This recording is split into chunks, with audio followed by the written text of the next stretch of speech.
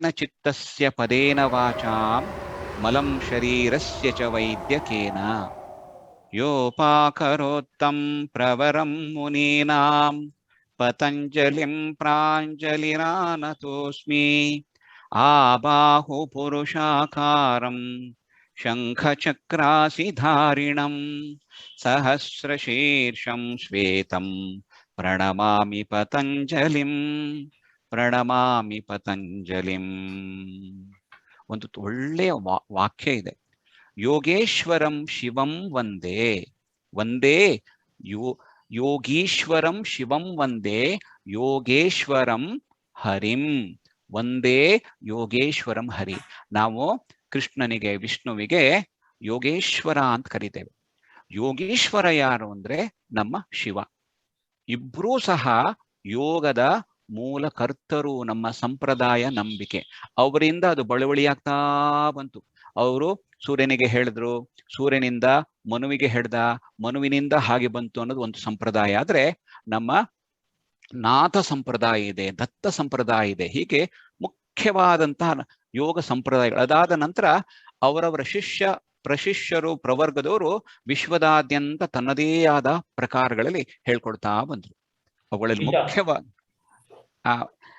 ಪೈಮಾಮ್ ನಿಮ್ದು ಆನ್ ಇದೆ ಅನ್ಸುತ್ತೆ ಆಡಿಯೋ. ನಿಮ್ಮ ಆಡಿಯೋ ಆನ್ ಇದೆ. ಹೌದೌದು. ಹೇಗೆ ಮಾಡ್ಬೇಕು ಗೀತೆ ಇಲ್ಲಿ ನೋಡಿ. ಓಕೆ. ಹಾಗೆ ಇದು ನೋಡಿ, ನಮ್ಮ ಯೋಗದ ಪರಂಪರೆಯನ್ನು ನಾವು ಗಮನಿಸಬೇಕು. ಇವತ್ತು ಹರಿದಾಸರ ಯೋಗ ದರ್ಶನ ಅನ್ನೋದು ನನ್ನ ಸಬ್ಜೆಕ್ಟ್ ಆದ್ರಿಂದ ಇದು ಯೋಗದ ಪರಂಪರೆಯನ್ನು ಗಮನಿಸಿದ್ರೆ, ಆಧಾರವಾಗಿ ಗಮನಿಸಿದ್ರೆ ನಾವು ಗಮನಿಸಬೇಕು, ಒಂದೊಂದು ಯುಗವನ್ನು ಸಹ ಹರಿದಾಸರು ಹೇಳ್ತಾರೆ. ಒಂದು ಕೃತಯುಗ, ತ್ರೇತಾಯುಗ, ದ್ವಾಪರ ಯುಗ, ಕಲಿಯುಗ. ಹೀಗೆ ಒಂದರಲ್ಲಿ ಯಾಗಗಳೇ ಸಾಕಾಗುತ್ತೆ ಆ ಯುಗದಲ್ಲಿ, ಇನ್ನೊಂದಲ್ಲಿ ದಾನ ಧರ್ಮಗಳೇ ಸಾಕು, ಇನ್ನೊಂದಲ್ಲಿ ತಪಸ್ಸು ಸಾಕು. ಆದ್ರೆ ಕಲಿಯುಗದಲ್ಲಿ ನಿರ್ಮಲ ಏನು ಅಂದ್ರೆ ಭಕ್ತಿ, ಸೇವೆ ಮತ್ತು ಭಕ್ತಿಯಲ್ಲಿ ನಾವು ನಮ್ಮ ಜೀವನದ ಗುರಿ ಸಾಧನೆ ಮಾಡಬಹುದು. ಹಾಗೆ ನಾವು ಯಾಕೆ ಬದುಕಿದ್ದೇವೆ ಅಂತ ಒಂದು ಸಣ್ಣ ಪ್ರಶ್ನೆ ಕೇಳಿದ್ರೆ ನಾವೆಲ್ಲ ಹೇಳ್ತೇವೆ, ನಾನು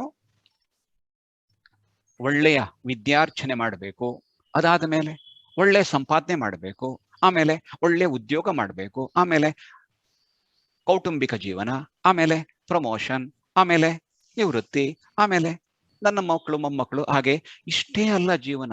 ಆದ್ರೆ ಪ್ರತಿ ಕೆಲಸದ ಹಿಂದೆ ನಾವು ನಿರೀಕ್ಷೆ ಮಾಡೋದು ಏನು ಅಂದ್ರೆ ಸುಖ, ಸಮಾಧಾನ, ನೆಮ್ಮದಿ, ಆನಂದವನ್ನೇ ಪ್ರತಿ ಕ್ಷಣ ಅಪೇಕ್ಷೆ ಪಡ್ತಾ ಇದ್ದೇವೆ. ನಾನೀಗ ಏನೇ ಒಂದು ಸಣ್ಣ ಕೆಲಸ ಮಾಡಿದ್ರು ಆ ಕೆಲಸದ ಹಿಂದೆ ನಾವು ಅಪೇಕ್ಷೆ ಪಡೋದು ಕಷ್ಟ ಅಲ್ಲ, ನೋವಲ್ಲ, ದುಃಖ ಅಲ್ಲ, ಏನೋ ಶಾಂತಿ, ಸಮಾಧಾನ, ಆನಂದವನ್ನೇ. ಅದನ್ನ ಪಡಿಲಿಕ್ಕೆ ನಾವು ಬೇರೆ ಬೇರೆ ಮಾರ್ಗಗಳನ್ನು ಹೇಳ್ತಾರೆ. ಅದು ನನ್ನ ಜ್ಞಾನದ ಮೂಲಕ ನಾವು ಆ ಸ್ಥಿತಿಯನ್ನ, ಆನಂದ ಸ್ಥಿತಿಯನ್ನ ಪಡಿಬಹುದು. ಅದಕ್ಕೆ ನಾವು ಹೇಳೋದು ಜ್ಞಾನ ಯೋಗ ಅಂತ ಕರಿತೇವೆ. ಹಾಗೆ ನಾನೊಬ್ಬ ಕರ್ಮಠ, ತುಂಬಾ ಚೆನ್ನಾಗಿ ಕೆಲಸ ಮಾಡಬಲ್ಲೆ. ಆ ಮಾಡುವ ಕೆಲಸದಿಂದ ಎಕ್ಸಲೆನ್ಸ್ ಇನ್ ಆಕ್ಷನ್ ಹೇಳ್ತೇವೆ. ಆ ಮೂಲಕ ನಾನು ಆ ಆನಂದವನ್ನು ಪಡಿತೇನೆ ಅಂತ ಆದ್ರೆ ಅದುವೇ ಕರ್ಮಯೋಗ. ನಾನು ಮಾಡುವಂತಹ ಪ್ರೀತಿ, ಸೇವೆ, ಭಕ್ತಿಯಿಂದ ನಮ್ಮ ಎಮೋಷನ್, ಭಾವನೆಗಳನ್ನ ಸಂಸ್ಕಾರ ಮಾಡಿ ನಾನೇನಾದ್ರೂ ಆ ಆನಂದವನ್ನ ಪಡಿತೀನಿ ಅಂತಾದ್ರೆ ಅದಕ್ಕೆ ಭಕ್ತಿಯೋಗ ಅಂತ ಕರಿತೇವೆ. ಅಷ್ಟೇ ಅಲ್ಲ, ಇನ್ನೊಂದು ಗಮನಿಸಿ, ನಾನು ಶರೀರವನ್ನ ದಂಡಿಸಿ ಮನಸ್ಸನ್ನು ನಿಯಂತ್ರಿಸಿ ಆ ಮೂಲಕ ನನ್ನ ಸ್ವಾಸ್ಥ್ಯವನ್ನು ಆರಾಮ್ ಮಾಡಿ ನಾನು ಇಚ್ಛಿಸಿದ ಆನಂದವನ್ನ, ಸಮಾಧಾನವನ್ನ, ಸಮಾಧಿಯನ್ನ ಪಡಿತೇನೆ ಆದ್ರೆ ಅದಕ್ಕೆ ಹೇಳ್ತೇವೆ ಹಠ ಯೋಗ. ಇನ್ನೊಂದು ಗಮನಿಸಿ, ನನ್ನ ಮನಸ್ಸನ್ನ ನಿಯಂತ್ರಣ ಮಾಡಿ ಆ ಮೂಲಕ ನಾನು ನಿಜವಾದ ಆನಂದವನ್ನ ಪಡಿತೇನೆ ಆದ್ರೆ ಅದಕ್ಕೆ ಹೇಳ್ತೇವೆ ರಾಜಯೋಗ ಅಂತ ಕರಿತೇವೆ. ಹೀಗೆ ಮುಖ್ಯವಾದ 5 ಯೋಗ ಪಥಗಳನ್ನು ಹೇಳಿದ್ದೇನೆ. ಅದಷ್ಟೇ ಅಲ್ಲದೆ ಕುಂಡಲಿನಿ ಯೋಗ, ಲಯಯೋಗ, ನಾದಯೋಗ, ಈ ರೀತಿ ಸಾವಿರಾರು ಯೋಗ ಪಥಗಳಿದೆ. ಹಾಗೆ ಇದೆಲ್ಲದರ ಉದ್ದೇಶ ಏನಪ್ಪಾ ಅಂದ್ರೆ ಒಂದೇ, ಆ ಒಂದೇನು ಅಂದ್ರೆ ಪರಮಾನಂದ, ಭಗವತ್ ಆನಂದ, ಭಗವತ್ ಕೃಪೆ ಅಥವಾ ಚಿದಾನಂದ, ಸಚ್ಚಿದಾನಂದ, ಚಿನ್ಮಯಾನಂದ, ಯಾವ ಶಬ್ದದಲ್ಲಾದ್ರೂ ಕರೀರಿ. ಗಮನಿಸಿ, ನನಗೇನೇ ಒಂದು ಕೆಲಸ ಮಾಡ್ತೀನಿ ಅಂದ್ರೆ ಆ ಕೆಲಸದ ಹಿಂದೆ ನಾವು ಅಪೇಕ್ಷೆ ಪಡೋದು ಸುಖವೇ. ನಾನು ಈ ಕೆಲಸ ಮಾಡೋದ್ರಿಂದ ನನಗೆ ದುಃಖ ಆಗ್ಬೇಕು ಅಂತ ಯಾರು ಅಪೇಕ್ಷೆ ಪಡಲ್ಲ. ಹಾಗೆ ಅದಕ್ಕೊಂದು ವ್ಯಾಖ್ಯೆ ಹೇಳ್ತಾರೆ, ಸುಖ ಪ್ರಾಪ್ತಿ ದುಃಖ ನಿವೃತ್ತಿ ಜೀವನ. ಪ್ರತಿ ಕ್ಷಣ ನಾವು ಅಪೇಕ್ಷೆ ಪಡೋದು ಯಾವುದು? ಸುಖ ಪ್ರಾಪ್ತಿ ದುಃಖ ನಿವೃತ್ತಿ. ಅದನ್ನ ಪಡಿಬೇಕಾಗಿದ್ರೆ ನಮ್ಮ ಹಿರಿಯರು ಕೊಟ್ಟಂತಹ ಮಾರ್ಗಗಳೇ ಯೋಗ ಮಾರ್ಗಗಳು, ವಿವಿಧ ಪಥಗಳು. ಅದೆಲ್ಲ ಸೇರೋದಿಲ್ಲ ಅಂದ್ರೆ ಒಂದೇ ಕಡೆ. ಇದು ನಾವು ಗಮನದಲ್ಲಿ ಇಟ್ಕೊಳ್ಬೇಕೀಗ. ಹಾಗಿದ್ರೆ ಯೋಗದ ಇತಿಹಾಸ ಮೊದಲೇ ಹೇಳಿದೆ, ಒಂದೊಂದು ಯುಗಕ್ಕೂ ಒಂದೊಂದು ಮಾರ್ಗವನ್ನ ನಮ್ಮ ಹರಿದಾಸರು ಹೇಳ್ತಾರೆ. ಹಾಗೆ ನಿಜಗುಣ ಶಿವಯೋಗಿಗಳು ಹೇಳ್ತಾರೆ. ಯಜ್ಞ ಯಾಗ ದಾನಗಳ ಮೂಲಕ, ಸಾಧನೆ ತಪಸ್ಸಿನ ಮೂಲಕ, ಹಾಗೆ ಕಲಿಯುಗದಲ್ಲಿ ಸರಳವಾದ ಸೇವೆಯಿಂದ ಮಾಡಬಹುದು ಅಂತೇಳಿ ಹೇಳ್ತಾ ಬರ್ತಾರೆ. ಹಾಗಿದ್ರೆ ಯೋಗದ ಇತಿಹಾಸ ಒಂದಾದ್ರೆ, ಈ ಪ್ರೀ ವೇದಿಕ್ ಪೀರಿಯಡ್, ವೇದಗಳು ನಾವು ಅಪೌರುಷೇಯ ಅಂತ ಕರಿತೇವೆ, ಸಾವಿರಾರು ವರ್ಷದ ಹಿಂದೆ ಅಂತ ಕರಿತೇವೆ. ಆದರೆ ಅವುಗಳಲ್ಲಿ ಎಲ್ಲ ಋಗ್ವೇದಗಳು, ಯಜುರ್ವೇದಗಳು, ಸಾಮವೇದ, ಅಥರ್ವಣ ವೇದ, ಹಾಗಿದ್ರೆ ವೇದದ ಕೊನೆಯ ಭಾಗ ಉಪನಿಷತ್ತುಗಳು ಅಥವಾ ವೇದಾಂತಗಳಲ್ಲೂ ಸಹ ಜಲೇಂದ್ರ ಕುಮಾರ್ರೇ ನಿಮ್ದು ಮ್ಯೂಟ್ ಮಾಡಬೇಕು ಆಯ್ತಾ. ಇದುಗಳಲ್ಲಿ ಅವುಗಳಲ್ಲೂ ಎಲ್ಲ ಯೋಗದ ಬಗ್ಗೆ ವಿಪುಲವಾಗಿ ನಮಗೆ ಮಾರ್ಗದರ್ಶನ ಮಾಡ್ತಾ ಇದ್ದಾರೆ. ಹಾಗಿದ್ರೆ ನಮ್ಮ ಭಾರತ ಅಂದ್ರೆ ಏನು? ಯೋಗ ಭೂಮಿ ಭಾರತ ಅಂತ ಕರಿತೇವೆ. ಭಾ ಅಂದ್ರೆ ಬೆಳಕು, ರಥ ಅಂದ್ರೆ ಯಾರು ಆನಂದ ಪಡಿತಾರೆ, ನಿರತರಾಗ್ತಾರೆ, ಹಾಗೆ ಅದರಲ್ಲಿ ರತಿಸ್ತಾರೆ. ಯಾವುದಲ್ಲಿ? ಬೆಳಕಿನಲ್ಲಿ. ಆ ಬೆಳಕಿಗೆ ಇನ್ನೊಂದು ಅರ್ಥವೇ ವಿದ್ಯೆ, ಜ್ಞಾನ, ಬೆಳಕು ಅಂತ ಕರಿತೇವೆ. ಹಾಗಿದ್ರೆ ಆ ವಿದ್ಯೆಯಲ್ಲಿ ಯಾರು ಆನಂದಿಸ್ತಾರೆ, ನಿರತರಾಗ್ತಾರೆ, ಅವರೇ ಭಾರತೀಯರು. ಕೂರ್ಮ ಪುರಾಣ ಒಂದ್ ಕಡೆ ಹೇಳುತ್ತೆ, ಉತ್ತರಂ ಯತ್ ಸಮುದ್ರಸ್ಯ ಹಿಮಾದ್ರೇಶೈವ ದಕ್ಷಿಣಂ ವರ್ಷಂ ತದ್ ಭಾರತಂ ನಾಮ ಭಾರತೀಯತ್ರ ಸಂತತಿ. ಆ ಸೇತು ಹಿಮಾಚಲ ಪರ್ಯಂತ ಇಲ್ಲಿ ಯಾರು ಜನ್ಮಕ್ಕೆ ಬರ್ತಾರೆ, ಅಷ್ಟೇ ಅಲ್ಲ, ಬಂದಂತಹ ಈ ವ್ಯಕ್ತಿ ನಾವು ಭರತರಾಗ್ಬೇಕು. ಭರತರು ಅಂದ್ರೆ ನಾವು ವಿದ್ಯೆಯಲ್ಲಿ ನಿರತರಾಗ್ಬೇಕು. ಹಾಗೆ ವಿದ್ಯೆ ಅಂದ್ರೆ ಏನು? ಸ್ವಾಮಿ ವಿವೇಕಾನಂದರು ಹೇಳ್ತಾರೆ, education is the manifestation of perfection which is already in man. ವಿದ್ಯೆ ಅಂದ್ರೆ ಯಾವ ಜ್ಞಾನ, ಯಾವ ಅರಿವು ನಮ್ಮನ್ನ ಮುಕ್ತಿ ಕಡೆಗೆ ತಗೊಂಡು ಹೋಗುತ್ತೆ, ಅದೇ ವಿದ್ಯೆ ಅಂತ ಕರಿತೇವೆ. ಹಾಗೆ ಆ ವಿದ್ಯೆಗಳನ್ನ, ಆ ಜ್ಞಾನವನ್ನ ಪಡಿಲಿಕ್ಕೆ ನಮ್ಮ ಹಿರಿಯರು ಕೊಟ್ಟಂತ ಹಲವು ಪಥಗಳೇ ನಾವೀಗ ಪರಿಚಯ ಮಾಡ್ತೇವೆ. ಹಾಗಿದ್ರೆ ಅದರ ಮೊದಲು ಯೋಗ ದರ್ಶನ, ಯೋಗ, ಆಮೇಲೆ ಹರಿದಾಸರ ಬಗ್ಗೆ ಮಾತಾಡ್ತಾ ಇದ್ದೇವೆ. ನಮ್ಮ ಇತಿಹಾಸಕಾರರು ಹೇಳ್ತಾರೆ, ನಮ್ಮ ಯೋಗ ಯಾವಾಗಿದೆ ಅಂದ್ರೆ ಕ್ರಿಸ್ತ ಪೂರ್ವ 300ರಿಂದ ಕ್ರಿಸ್ತ ಶಕ 200ರ ಅವಧಿಯಲ್ಲಿ ನಮ್ಮ ಪತಂಜಲಿ ಮಹರ್ಷಿ ಇದ್ರು ಅಂತಾರೆ. ಆದ್ರೆ ಯೋಗದ ಇತಿಹಾಸ ನಾವೇನಾದ್ರೂ ಗಮನಿಸಿದ್ರೆ ನಮ್ಮ ಹರಪ್ಪ ಮೊಹಂಜೋದಾರೋ ಹೇಳ್ತೇವೆ. ಅದ್ಯಾವುದು ಸುಮಾರು 5000 ವರ್ಷದ ಹಿಂದೆನೆ ಇದೆ. ಹರಪ್ಪ ಮೊಹಂಜೋದಾರೋ ಎಲ್ಲಿದೆ ಅಂದ್ರೆ ಈಗ ಅದು ಪಾಕಿಸ್ತಾನ ಸೇರ್ಕೊಂಡ್ಬಿಟ್ಟಿದೆ. ಅದರ ಪಕ್ಕದಲ್ಲೇ ಇರುವಂತ ಗುಜರಾತಿನ ಒಂದು ಭಾಗ ಇದೆ, ಲೋಥಲ್ ಅಂತ. ಆ ಲೋಥಲ್ ಭಾಗದಲ್ಲಿ ಈಗಲೂ ಸಹ ನಮ್ಮ ಸಿಂಧು ಸಿವಿಲೈಸೇಷನ್ ಕುರುಹುಗಳು ಕಾಣ್ತೇವೆ. ಅದನ್ನ ಎಸ್ಕವೇಷನ್ ಮಾಡಿದಾಗ, ಉತ್ಖನನ ಮಾಡಿದಾಗ ನಮ್ಗೆ ಸಿಗುವಂತಹ ಹಲವು ಅಂಶಗಳನ್ನು ಗಮನಿಸಬೇಕು. ಅದುವೇ ನಮ್ಮ ಒಬ್ಬರು ಪಶುಪತಿನಾಥ ಧ್ಯಾನಸ್ಥ ಭಂಗಿ. ಇದೆಲ್ಲ 5000 ವರ್ಷಗಳ ಹಿಂದೆನೆ ಇದ್ದಂತ ಯೋಗದ ಕುರುಹುಗಳು, ಆಧಾರಗಳು. ಇದನ್ನು ಗಮನಿಸಿ, ಒಬ್ಬ ರಾಜನು ಸಹ ಧ್ಯಾನದಲ್ಲಿದ್ದಂತಹ ಭಂಗಿ. ಆಗ ಗಮನಿಸಿ, ಈ ಹರಪ್ಪ ಮೊಹಂಜೋದಾರೋ ಎಷ್ಟು ವ್ಯವಸ್ಥಿತವಾಗಿತ್ತು. ನಗರೀಕರಣ ಅಂದ್ರೆ ಆ ದಿನಗಳಲ್ಲಿ ನೀವೀಗ ಅಡ್ವಾನ್ಸ್ ಕಂಟ್ರಿ ಅಂತೀವಲ್ಲ, ಅವರೆಲ್ಲರೂ ಮರದಲ್ಲಿದ್ರೋ ಏನಪ್ಪ, ಆಯ್ತಾ. ಆಗ ನೋಡಿ, ನಮ್ಮ ಹರಪ್ಪ ಮೊಹಂಜೋದಾರೋದಲ್ಲಿ ಇದ್ದಂತಹ ಈ ಮೂರ್ತಿಗಳು ಈ ಆಸನಗಳ ಭಂಗಿಯನ್ನು ಹೋಲುವಂತದ್ದೇ. ನೋಡಿ, ಆ ದಿನಗಳ ಒಂದು ಸಿದ್ಧರ, ಸಾಧಕರ ಧ್ಯಾನಸ್ಥ ಭಂಗಿ, ಅದು ಕುರುಹುಗಳು ನಮಗೆ ಸಿಗ್ತಾ ಇದೆ. ಈಗೆಲ್ಲ ಅಲ್ಲೇ ಹರಪ್ಪ ಮೊಹಂಜೋದಾರೋ ಸಿಕ್ಕಂತಹ ಈ ಆಸನಗಳ ಭಂಗಿಗಳು. ಯೋಗ ಅಂದ್ಕಳೆ ಆಸನ ಒಂದೇ ಅಲ್ಲ, ನೆನ್ಪಿರ್ಲಿ. ಆಗ್ಲೇ ನಾನು ಹೇಳ್ದೆ, ಭಕ್ತಿ ಯೋಗ, ಕರ್ಮಯೋಗ, ಜ್ಞಾನಯೋಗ, ಹಠಯೋಗ, ರಾಜಯೋಗ ಅಂತ ಮುಖ್ಯವಾಗಿ 5 ಪಥಗಳು. ಇನ್ನು ನೂರಾರಿದೆ, ಇವುಗಳು ಮುಖ್ಯವಾದ ಪಥಗಳು. ಆಗಿನ ದಿನಗಳಲ್ಲೇ ಯೋಗವದ ಕುರುಹನ್ನ ನಮ್ಮ ಇದು ರಾಜ ಮಹಾರಾಜರು ಸಹ ಬಳಸ್ತಾ ಇದ್ರು ಅಂತ ಹೇಳಿ. ನಾವು ಯಾರಿಂದ ಕಲ್ತ್ವಿ? ಸಿದ್ಧರಿಂದ, ಸಾಧುಗಳಿಂದ, ಋಷಿಗಳಿಂದ, ಮುನಿಗಳಿಂದ. ಇವರೆಲ್ಲರೂ ಬೇರೆ ಯಾರು ಅಲ್ಲ, ವಿಜ್ಞಾನಿಗಳೇ. ಹಾಗೆ ನಾನು ಇನ್ನೊಂದು ಸಂಕ್ಷಿಪ್ತ 2 ನಿಮಿಷ ತಿಳಿಸ್ಲಿಕ್ಕೆ ಇಷ್ಟಪಡ್ತೇನೆ. ಯೋಗಿಗಳು ಯಾರು? ನಮ್ಮ ವಿಶ್ವದ ಮೊದಲ ಏವಿಯೇಷನ್ ಟೆಕ್ನಾಲಜಿ ಕಂಡು ಹಿಡಿದಿದ್ದೆ ಭಾರದ್ವಾಜ ಮಹರ್ಷಿ. ಇದನ್ನ ನಾನು ಹೆಚ್ಚು ವಿವರ ಕೊಡ್ತಾ ಇಲ್ಲ, ಅದು ವಿಮಾನಶಾಸ್ತ್ರ ಹೇಳ್ತೇನೆ. ಇಡೀ ವಿಶ್ವಕ್ಕೆ ಶೂನ್ಯ ಕೊಟ್ಟಂತಹ ರಾಷ್ಟ್ರ ಯಾವುದು ಅಂದ್ರೆ ಭಾರತ. ಹಾಗೆ ಮಹರ್ಷಿ ಕಣಾದವರು ಆಟೋಮಿಕ್ ಎನರ್ಜಿಯನ್ನು ಕೊಟ್ಟವರು. ಹಾಗೆ ಇವರೆಲ್ಲ ಯೋಗಿಗಳೇ, ನೆನ್ಪಿರ್ಲಿ. ನಮ್ಮ ಚರಕರಿರಬಹುದು, ಸುಶ್ರುತರಿರ್ಬೋದು, ಆಗ್ಲೇ ಪ್ಲಾಸ್ಟಿಕ್ ಸರ್ಜರಿ ಕೊಟ್ಟವಂತವರು, ಪಾಣಿನಿ ಇರ್ಬೋದು, ಸಂಸ್ಕೃತದ ವ್ಯಾಕರಣ, ಇದು ಒಂದು ವಿಜ್ಞಾನವೇ, ನೆನ್ಪಿರ್ಲಿ. ಹಾಗೆ ಕಣಾದ ಇರಬಹುದು, ಹಾಗೆ ನಾಗಾರ್ಜುನ ಕೆಮಿಸ್ಟ್ರಿ ಇದೆ. ಇದು ಆರ್ಯಭಟ 1500 ವರ್ಷದ ಮೊದಲನೇ ನಮ್ಮ ಗ್ರಾವಿಟೇಷನ್ ಬಗ್ಗೆ ಅವ್ರು ಕಂಡು ಹಿಡಿದ್ರು. ಹಾಗೆ ನಮ್ಮ ಆರ್ಯಭಟ್ಟದ ಬಗ್ಗೆ ಹೇಳ್ತಾ ಇದ್ದಾರೆ, ನಾವಲ್ಲ. ಈಗ ಮ್ಯಾಂಚೆಸ್ಟರ್ ಯೂನಿವರ್ಸಿಟಿ ಹೇಳ್ತಾ ಇದ್ದಾರೆ, ನಮ್ಮ ಗ್ರಾವಿಟೇಷನ್ ಕಂಡು ಹಿಡಿದಂತ ಗೆಲಿಲಿಯೋ ಇವ್ರಿಗಿಂತ ಮೊದಲೇನೆ ನಮಗೆ ನಮ್ಮ ಭಾರತೀಯರು ಕೊಟ್ರು ಅಂತ ಹೇಳಿ ಅವರೇ ಹೇಳ್ತಾರೆ. Brahmagupta mathematician, great mathematician. ಇದೆಲ್ಲ ಗಮನಿಸಿ. ಹಾಗೆ ನಾಗಾರ್ಜುನ ದೊಡ್ಡ ಕೆಮಿಸ್ಟ್ರಿ. ಹಾಗೆ ವಿದ್ಯುತ್ ಕಂಡು ಹಿಡಿದವನ ಯಾರು ಅಂದ್ರೆ ಅಗಸ್ತ್ಯರು. ಅಗಸ್ತ್ಯ ಸಂಹಿತೆಯಲ್ಲಿ ಅದರ ವಿವರಗಳು ಬರುತ್ತೆ. ಹಾಗೆ ಪ್ಲಾಸ್ಟಿಕ್ ಸರ್ಜರಿ ಸುಶ್ರುತ.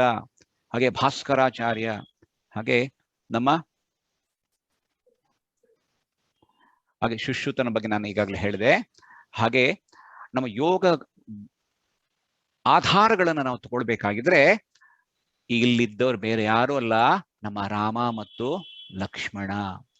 ಅವರು ಗುರುಗಳಾದಂಥ ವಸಿಷ್ಠರ ಸೇವೆ ಮಾಡ್ತಾ ಇದ್ದಾರೆ. ವಸಿಷ್ಠ ಮಹರ್ಷಿಗಳು ಸಹ ನಮಗೆ ಮಾರ್ಗದರ್ಶನ ಮಾಡ್ತಾರೆ. ಹೇಗೆ ಅಂದ್ರೆ ಯೋಗದ ಪಾಠ ಯೋಗ ವಾಸಿಷ್ಠದ ಮೂಲಕ. ಇನ್ನೊಂದು ದಿವಸ ಯೋಗ ವಾಸಿಷ್ಠ ಕಲಿಲೇಬೇಕು. ಅಲ್ಲಿ ಸಾರಾಂಶ ಹೇಳ್ತೇನೆ. ಯೋಗದ ಕುರಿತಾಗಿ ಎಷ್ಟು ವಿಚಾರಗಳು ಬರುತ್ತೆ ಅಂದ್ರೆ, ಆಧುನಿಕ ವಿಜ್ಞಾನಗಳಲ್ಲಿ ಹೇಳ್ತಾರೆ, ನಮ್ಮ ಎಲ್ಲ ವ್ಯಾಧಿಗಳು ಸಹ ಸೈಕೋಸೊಮ್ಯಾಟಿಕ್ ಅಂತ ಕರಿತೇವೆ, ಮನೋದೈಹಿಕ ಅಂತ ಕರಿತೇವೆ. ಹಾಗಿದ್ರೆ ಆ ವ್ಯಾಧಿಯ ಮೂಲ ಏನು ಅಂತ ಹೇಳಿ ಅಲ್ಲಿ ಯೋಗ ವಾಸಿಷ್ಠರು ಹೇಳ್ತಾರೆ. ರಾಮನ ಪ್ರಶ್ನೆಗೆ ಯೋಗದ ಮೂಲ ಆದಿಜ ವ್ಯಾಧಿ ಅಂತ ಹೇಳ್ತಾರೆ. ಇಲ್ಲಿ ಪಂಚಕೋಶದ ವಿವೇಕ ಬರುತ್ತೆ. ಇದೆಲ್ಲವೂ ಹರಿದಾಸ ಸಾಹಿತ್ಯದಲ್ಲಿ ರಿಫ್ಲೆಕ್ಟ್ ಆಗುತ್ತೆ ಅನ್ನೋದನ್ನ ನಾವು ನೆನ್ಪಿಡ್ಕೊಳ್ಬೇಕು. ಇಲ್ಲಿ 5 ಕೋಶಗಳನ್ನು ನಾವು ಗಮನಿಸಬೇಕು. 5 ಕೋಶಗಳು ಯಾವ್ದಂದ್ರೆ, ಗುರು ಶಿಷ್ಯ ಪರಂಪರೆಯಲ್ಲಿ ಒಂದು ಉಪನಿಷತ್ತಿನ ಒಂದು ಕತೆ ಹೇಳ್ತೇನೆ. ಭೃಗು ಮತ್ತು ವಾರುಣಿಯ ಒಂದು ಕತೆ. ಅವರ ತಂದೆ ಭೃಗುವಿನ ಹತ್ರ ವಾರುಣಿ ಹೋಗಿ ಪ್ರಶ್ನೆ ಕೇಳ್ತಾರೆ. ಗುರುನು ಹೌದು, ತಂದೆಯೂ ಹೌದು. ನಾನು ಯಾರು, ಕೋಹಂ ಅಂತ ಪ್ರಶ್ನೆ ಮಾಡಿದಾಗ ಅವ್ರು ಹೇಳ್ತಾರೆ, ನಾನು ಯಾರು ಅಂತ ಪ್ರಶ್ನೆಗೆ ಸರಿಯಾದ ಉತ್ತರ ಯಾವುದು, ನೀನು ಧ್ಯಾನಕ್ಕೆ ಕೂತ್ಕೋ ಅಂತಾನೆ. ಆಲೋಚನೆ ಮಾಡ್ತಾ ಬರ್ತೇನೆ. ನಾನು ತಿಂದಂತ ಅನ್ನ ರಸವಾಗಿ, ರಕ್ತವಾಗಿ, ಮಾಂಸವಾಗಿ, ದಷ್ಟಪುಷ್ಟವಾಗಿ ನನ್ನನ್ನು ಬೆಳೆಸ್ತಾ ಬಂದಿದೆ. ಹಾಗೆ ನಾನು ಈ ಅನ್ನದಿಂದ ಬೆಳೆದ ಈ ಶರೀರವೇ ನಾನು, ಅನ್ನಮಯ ಅಂದ್ಬಿಡ್ತಾನೆ. ಮಗು ನೀನು ಸರಿಯಾದ ದಾರಿಯಲ್ಲಿ ಮುಂದುವರಿ ಅಂತಾನೆ. ಮುಂದುವರಿತಾ ಹೇಳ್ತಾನೆ, ಅವನಿಗೆ ಅರ್ಥ ಆಗ್ತಾ ಬರುತ್ತೆ, ನನ್ನ ಹೃದಯ ಬಡಿತಾ ಇದೆ, ಶ್ವಾಸೋಚ್ಛ್ವಾಸ ಆಗ್ತಾ ಇದೆ, ಮಲಮೂತ್ರ ವಿಸರ್ಜನೆ ಹೋಗ್ತಾ ಇದೆ, ನನಗೆ ಮುಟ್ಟಿದ್ರೆ ಗೊತ್ತಾಗುತ್ತೆ, ನೋಡದೆ ಕಾಣುತ್ತೆ, ಕಿವಿ ಕೇಳುತ್ತೆ. ಇದೆಲ್ಲ ಆಗ್ಬೇಕಾಗಿದ್ರೆ ಬರೀ ಶರೀರ ಒಂದೇ ಅನ್ನಮಯ ಮಾತ್ರ ಅಲ್ಲ, ಇದಕ್ಕಿಂತ ಸೂಕ್ಷ್ಮವಾಗಿರೋದೇ ನನ್ನ ಪ್ರಾಣ. ಅಂದ್ರೆ ಅದಕ್ಕೆ ನಾವು ಎನರ್ಜಿ ಅಂತ ಕರಿತೇವೆ. ಹಾಗಿದ್ರೆ ಆ ಎನರ್ಜಿಯೇ ನಾನು ಅಂತ ಕರಿತಾನೆ. ಖಂಡಿತ ಹೌದು. ಹಾಗೇ ಮುಂದೆ ಹೋಗು ಅಂತ ಕರಿತಾನೆ.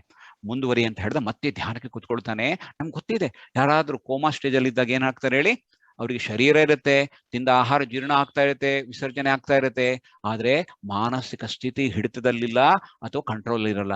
ಆ 3ನೆಯ ಸ್ಥಿತಿಯೇ ನಾನೇ ಮನಸ್ಸು, ಪ್ರಾಣಕ್ಕಿಂತ ಸೂಕ್ಷ್ಮ ಅದು. ಹಾಗೆ ಮನಸ್ಸಂದ್ರೆ ಏನು? ಹರಿದಾಸ್ ಸಾಹಿತ್ಯ ವಿಫಲವಾಗಿ ಹೇಳ್ತಾರೆ. ಮನಸ್ಸಂದ್ರೆ ಏನು, ಮನಸ್ಸು ಹೇಗಿರ್ಬೇಕು, ಹೇಗೆ ಸಂಸ್ಕರಿಸ್ಕೊಳ್ಬೇಕು, ಹೇಗೆ ಚಾರ್ಜ್ ಮಾಡಬೇಕು, ಹೇಗೆ ಬ್ಯಾಲೆನ್ಸ್ ಮಾಡಬೇಕು, ಹೇಗೆ ಫೋಕಸ್ ಮಾಡಬೇಕು, ಎಲ್ಲವನ್ನು ಹರಿದಾಸ್ ಸಾಹಿತ್ಯ ನಮಗೆ ಚೆನ್ನಾಗಿ ಹೇಳ್ತಾ ಬರ್ತಾರೆ. ಅದೇ ನಮಗೆ ವ್ಯತ್ಯಾಸ ಗಮನಿಸಬೇಕು. ಹರಿದಾಸ್ ಸಾಹಿತ್ಯ ಮತ್ತು ಯೋಗ ದರ್ಶನದಲ್ಲಿ ಸಂಸ್ಕೃತ ಭೂಯಿಷ್ಠವಾಗಿದೆ. ಅದು ಅದನ್ನ ಅರ್ಥ ಮಾಡ್ಕೊಳ್ಳಿ ಸಾಮಾನ್ಯರಿಗೆ ಸಾಧ್ಯ ಇಲ್ಲ ಆಗಿರಬಹುದು. ಆದರೆ ಹರಿದಾಸರಂತೂ ಅದೇ ಸಂಸ್ಕೃತ ಸಾಹಿತ್ಯವನ್ನ, ಅದೇ ಅನುಭವಗಳನ್ನ, ಅದನ್ನ ತುಂಬಾ ಸರಳ ಮಾಡಿ, ಅದನ್ನ ಪಕ್ವ ಆದಂತ ಹಣ್ಣನ್ನ ರಸಾಯನ ಮಾಡಿ ನಮ್ಗೆಲ್ಲರಿಗೂ ಉಣಬಡಿಸ್ತಾರೆ. ಸಪಾದ ಭಕ್ಷ್ಯವನ್ನು ಕೊಡ್ತಾರೆ. ಅಷ್ಟು ರುಚಿಯಾಗಿ ಸರಳೀಕೃತವಾಗಿ ಮಾಡಿಕೊಡ್ತಾರೆ.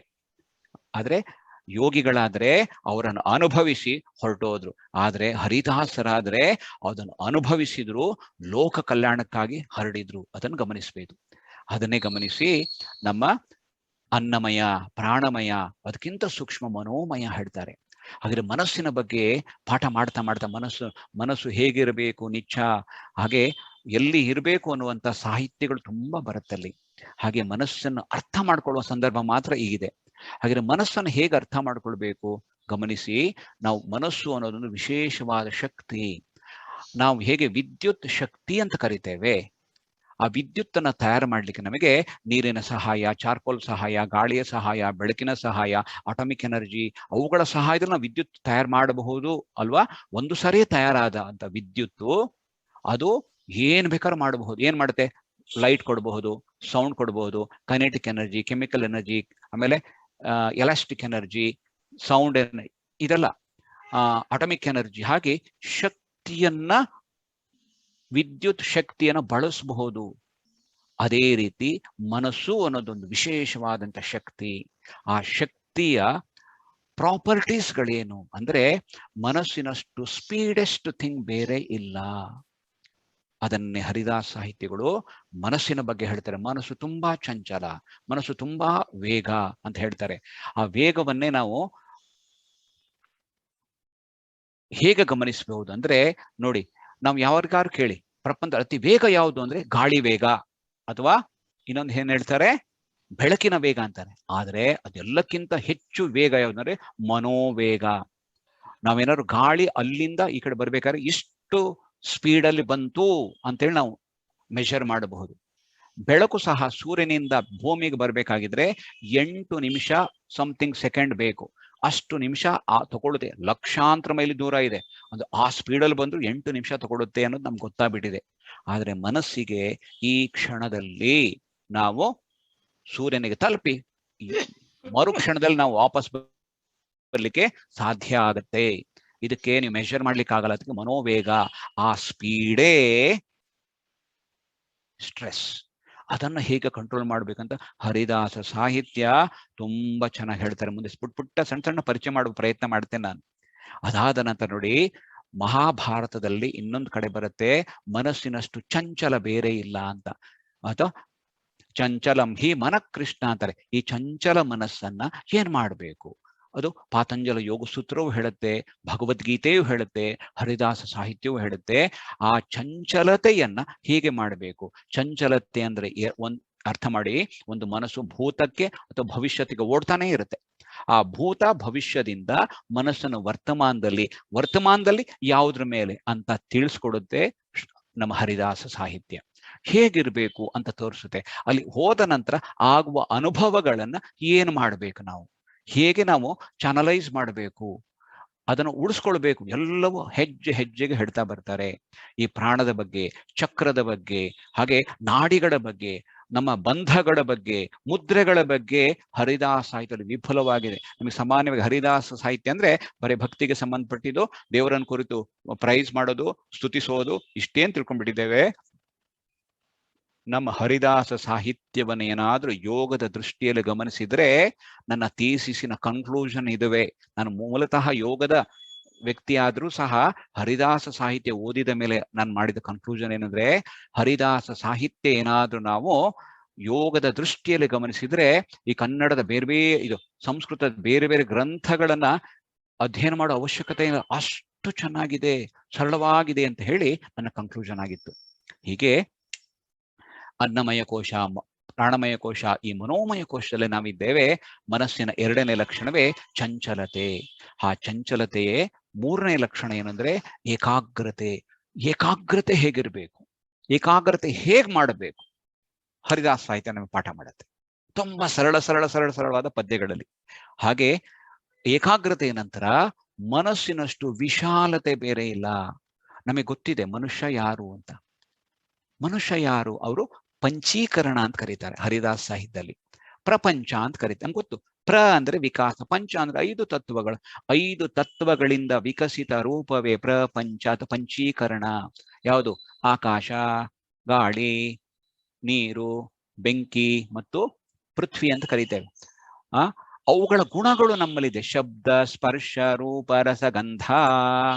ಶಬ್ದ ಗಾಳಿಯ ಗುಣ, ಆಮೇಲೆ ಸ್ಪರ್ಶ ಶಬ್ದ ಆಕಾಶದ ಗುಣ, ಶಬ್ದ ಗಾಳಿಯ ಗುಣ, ರೂಪ ಅಗ್ನಿ, ಆಮೇಲೆ ರಸ ನೀರು, ಗಂಧ ಪೃಥ್ವಿ. ಹಾಗೆ ಪೃಥ್ವಿಗೆ 5 ಗುಣ ಇದೆ, ಶಬ್ದ ಸ್ಪರ್ಶ ರೂಪ ರಸ. ಹಾಗಾಗಿ ಪೃಥ್ವಿಗೆ ನಾವು ಭೂಮಿ ತಾಯಿ ಅಂತ ಕರೆಯೋದು. ಇದೆಲ್ಲವೂ ನಮ್ಮಲ್ಲಿ ಇದೆ, ಅವುಗಳಿಂದಲೇ ಬೆಳೆದಿದ್ದೇವೆ. ಅವುಗಳ ಗುಣಗಳು ನಮ್ಮಲ್ಲಿದೆ. ಶಬ್ದ ಕೇಳಲಿಕ್ಕೆ, ಸ್ಪರ್ಶ ಚರ್ಮ, ರೂಪ ಕಣ್ಣು, ಆಮೇಲೆ ರಸ ನಾಲಿಗೆ, ಗಂಧ ಸ್ಮೆಲ್ಲು. ಈ ಪಂಚ ಜ್ಞಾನೇಂದ್ರಿಯ, ಇವುಗಳನ್ನು ಅನುಭವಿಸ್ಲಿಕ್ಕೆ ಪಂಚ ಕರ್ಮೇಂದ್ರಿಯಗಳಿದೆ. ವಾಕ್ ಕೈ, ಕಾಲು, ಗುದ, ಜನನೇಂದ್ರಿಯಗಳು. ಇದು ಪಂಚಕರ್ಮೇಂದ್ರಿಯ, ಪಂಚ ಜ್ಞಾನೇಂದ್ರಿಯಗಳು ಈ ಪಂಚ ಪ್ರಪಂಚದ 5 ತತ್ವಗಳನ್ನ ಬಳಕೆ ಮಾಡ್ಲಿಕ್ಕೆ ಇರುವಂತಹ ಒಂದು ಪರಿಗಳು, ಇಂದ್ರಿಯಗಳು. ಹಾಗೆ ಇದರ ಇನ್ನೊಂದು ಇಂದ್ರಿಯ, 11ನೇ ಇಂದ್ರಿಯವೇ ಮನಸ್ಸು. ಆಯ್ತಾ? ಎಸ್, ಪಂಚ ಜ್ಞಾನೇಂದ್ರಿಯ, ಪಂಚಕರ್ಮೇಂದ್ರಿಯ ಆಯ್ತು. ಇಷ್ಟೇ ಮನುಷ್ಯ ಅಲ್ಲ. ಹಾಗಿದ್ರೆ ಮನುಷ್ಯ ಅಂದ್ರೆ ಯಾರು? ಮನುಷ್ಯ ಅಂದ್ರೆ ಮನಸ್ಸಿದೆ, ಬುದ್ಧಿ ಇದೆ, ಅಹಂಕಾರ ಇದೆ, ಚಿತ್ತ ಇದೆ. ಇಷ್ಟೇ ಮನುಷ್ಯನ ಅಲ್ಲ. ಇದಕ್ಕೆ ಹೇಳ್ತೇವೆ ವಿಜ್ಞಾನಮಯ ಕೋಶ. ಮನಸ್ಸಿಗಿಂತ ಸೂಕ್ಷ್ಮ ಇರೋದು ಬುದ್ಧಿ, ಅಹಂಕಾರ, ಭಾವನೆಗಳು, ಚಿತ್ತ. ಮನಸ್ಸಿಗಿಂತ ಸೂಕ್ಷ್ಮ ಇರೋದು. ಇಲ್ಲಿ ಮನಸ್ಸಿನಲ್ಲಿ 3ನೇ ಲಕ್ಷಣ, 4ನೇ ಲಕ್ಷಣ ಗಮನಿಸಿದ್ವಿ. ಮನಸ್ಸು ಬುದ್ಧಿಯಲ್ಲಿ ನಿಲ್ಲುತ್ತೆ, ಮನಸ್ಸು ಮನಸ್ಸಲ್ಲಿ ನಿಲ್ಲುತ್ತೆ. ನಾನು ಅಹಂಕಾರಿ, ನಾನು ದುರಹಂಕಾರಿ, ನಾನು ಅಭಿಮಾನಿ ಹೇಳ್ತೀವಲ್ಲ, ಹಾಗೆ ನಾನು ಬೇರೆ, ಅಭಿಮಾನಿ ಬೇರೆ. ಮನಸ್ಸು ಅಲ್ಲೂ ಹೋಗಬಹುದು. ನನ್ನ ಶರೀರದ ಮೇಲೆ ಮನಸ್ಸು ಹೋಗಬಹುದು. ನನ್ನ ವಿಶಾಲವಾಗಿ ಗಮನ ಕೊಡಬಹುದು. ನಾನೀಗ ಕಣ್ಣು ಮುಚ್ಕೊಂಡ್ರೆ ಕೇವಲ ನನ್ನ ಕೋಣೆಯ ಶಬ್ದ ಅಲ್ಲ, ನಾನು ಮನಸ್ಸು ಮಾಡಿದ್ರೆ ನಮ್ಮ ಕೋಣೆಯ ಹೊರಭಾಗದ ಶಬ್ದವನ್ನು ಕೇಳಬಲ್ಲೆ. ನಾನು ಮನಸ್ಸು ಮಾಡಿದ್ರೆ ತುಂಬಾ ದೂರದಲ್ಲಿ ವೆಹಿಕಲ್ ಹೋಗ್ತಾ ಇದೆ, ಅದನ್ನು ಗಮನಿಸಬಲ್ಲೆ, ಅನುಭವಿಸಬಲ್ಲೆ. ನೆನಪಿರ್ಲಿ, ಮನಸ್ಸಿನಷ್ಟು ವಿಶಾಲ ಬೇರೆ ಇಲ್ಲ. ಹಾಗೆ ಮನಸ್ಸು ಎಲ್ಲ ಕಡೆ ಇದೆ. 5ನೇ ಅಂಶ ಗಮನಿಸಬೇಕು. ಮನಸ್ಸಿನ 5ನೇ ಲಕ್ಷಣ, ಮನಸ್ಸು ಪಡುವಷ್ಟು ಸಂತೋಷ ಅಥವಾ ದುಃಖ ಬೇರೆ ಇಲ್ಲ ಮನಸ್ಸಿನಷ್ಟು. ಹಾಗಿದ್ರೆ ಆ ಮನಸ್ಸು ಸಂತೋಷ ದುಃಖ ಹೇಗ್ ಪಡುತ್ತೆ ನಮ್ಗೆ ಗಮನಿಸಿ. ನಾನು ಕಣ್ಣಿಂದ ನೋಡುವಂಥದ್ದು ಸಂತೋಷವನ್ನ ನೋಡ್ತೇವೆ. ಆ ನೋಡೋದು ಕಣ್ಣಾದ್ರೂ ಕಣ್ಣು ಎಂಜಾಯ್ ಮಾಡಲ್ಲ. ಮೂಗಿದೆಯಲ್ಲ, ಮೂಗು ಸ್ಮೆಲ್ ನೋಡುತ್ತೆ, ಆದ್ರೆ ಮೂಗೆ ಎಂಜಾಯ್ ಮಾಡಲ್ಲ. ಟೇಸ್ಟು ನಾಲ್ಗೆ ಎಂಜಾಯ್ ಮಾಡಲ್ಲ. ಎಲ್ಲ ಎಂಜಾಯ್ ಮಾಡೋದು ಮನಸ್ಸು. ಅದು ಕಣ್ಣು ನೋಡುತ್ತೆ, ಕ್ಲಿಕ್ ಮಾಡುತ್ತೆ, ಅದನ್ನ ಮೆಸೇಜ್ ಅನ್ನ ಬ್ರೈನಿಗೆ ಕಳಿಸುತ್ತೆ. ಬ್ರೈನೇ ಮನಸ್ಸಲ್ಲ, ಮನಸ್ಸಿಗೆ ಕಳಿಸಿದ ಅದು ಅಲ್ಲಿ ಎಂಜಾಯ್ ಮಾಡಬೇಕು, ದ್ವೇಷಿಸ್ಬೇಕು, ಬಾಕಿ ಪ್ರೋಸೆಸ್ಗಳು ಅಲ್ಲೇ ಆಗತ್ತೆ. ಅರ್ಥ ಆಗ್ತಾ ಇದೆಯಾ? ಈಗ ಸಂತೋಷ ಪಡೋದು ಅಥವಾ ದುಃಖ ಪಡೋದು ಯಾರು ಅಂದ್ರೆ ಮನಸ್ಸು. ಮನಸ್ಸು ಮನಸ್ಸು ಪಂಚ ಜ್ಞಾನೇಂದ್ರಿಯಗಳು ಅಲ್ಲ. ಇದು ಮನಸ್ಸಿನ ಲಕ್ಷಣಗಳಾದ್ರೆ ಇದಿಷ್ಟು ಮನೋಮಯ ಕೋಶ ಅನ್ಸ್ಕೊಳ್ತೇವೆ. ಅನ್ನಮಯ, ಪ್ರಾಣಮಯ, ಮನೋಮಯ. 4ನೇದು ವಿಜ್ಞಾನಮಯ. ವಿಜ್ಞಾನಮಯ ಕೋಶ ಏನು ಅಂದ್ರೆ, ನಾನು ಆಗ್ಲೇ ಹೇಳಿದೆ, ಮನಸ್ಸಿಗಿಂತ ಸೂಕ್ಷ್ಮ ಇರೋದು ಭಾವ, ಮನಸ್ಸಿಗಿಂತ ಸೂಕ್ಷ್ಮ ಅಹಂಕಾರ, ಬುದ್ಧಿ ಮತ್ತು ಚಿತ್ತ. ಮನಸ್ಸಿಗೂ ಚಿತ್ತಕ್ಕೂ ಸಂಬಂಧ ಇಲ್ಲ. ಆದ್ರೆ ನಾವು ಸಾಮಾನ್ಯ ಅರ್ಥ ಮಾಡ್ಕೊಳ್ಳಿ. ಯೋಗಶ್ಚಿತ್ತ ವೃತ್ತಿ ನಿರೋಧ ಅಂತ ಪತಂಜಲಿ ಯೋಗ ಸೂತ್ರ ಹೇಳ್ತೇವೆ. ಆದ್ರೆ ಚಿತ್ತವನ್ನೇ ನಾವು ಮನಸ್ಸು ಅಂತ ನಾವು ಅರ್ಥ ಮಾಡಿಸ್ಬಿಡ್ತೇವೆ. ಮನಸ್ಸು ಬೇರೆ, ಚಿತ್ತ ಬೇರೆ. ಚಿತ್ತ ಅಂದ್ರೆ ಸ್ಟೋರೇಜ್. ನಾವು ಏನು ಮಾಡುವ ಕೆಲಸದ ನಂತರದ ಆ ರಿಯಾಕ್ಷನ್ ಇದೆಯಲ್ಲ, ಅದು ಬೀಜ ರೂಪದಲ್ಲಿ ಆ ಸ್ಟೋರೇಜ್ ಅಲ್ಲಿ ಇರುತ್ತೆ. ಹಾಗಾಗಿ ನಾವು ಪ್ರತಿನಿತ್ಯ, ಪ್ರತಿ ದಿವಸ ನಾವು 63,000 ಥಾಟ್ಸ್ಗಳ ಮೇಲೆ ಬರ್ತಾನೇ ಇರುತ್ತೆ. ಆ ಥಾಟ್ಸ್ಗಳಲ್ಲಿ 80% of the thoughts are negative. ಆ 80% ಅಲ್ಲಿ 80% of the thoughts are repeated thoughts. ಅದನ್ನ ಆ ಎಲ್ಲ ಫೈಲ್ಸ್ಗಳೇನಾಗುತ್ತೆ ಅಂದ್ರೆ ಚಿತ್ತದಲ್ಲಿ ಸ್ಟೋರೇಜ್ ಆಗ್ತಾನೆ ಇರುತ್ತೆ.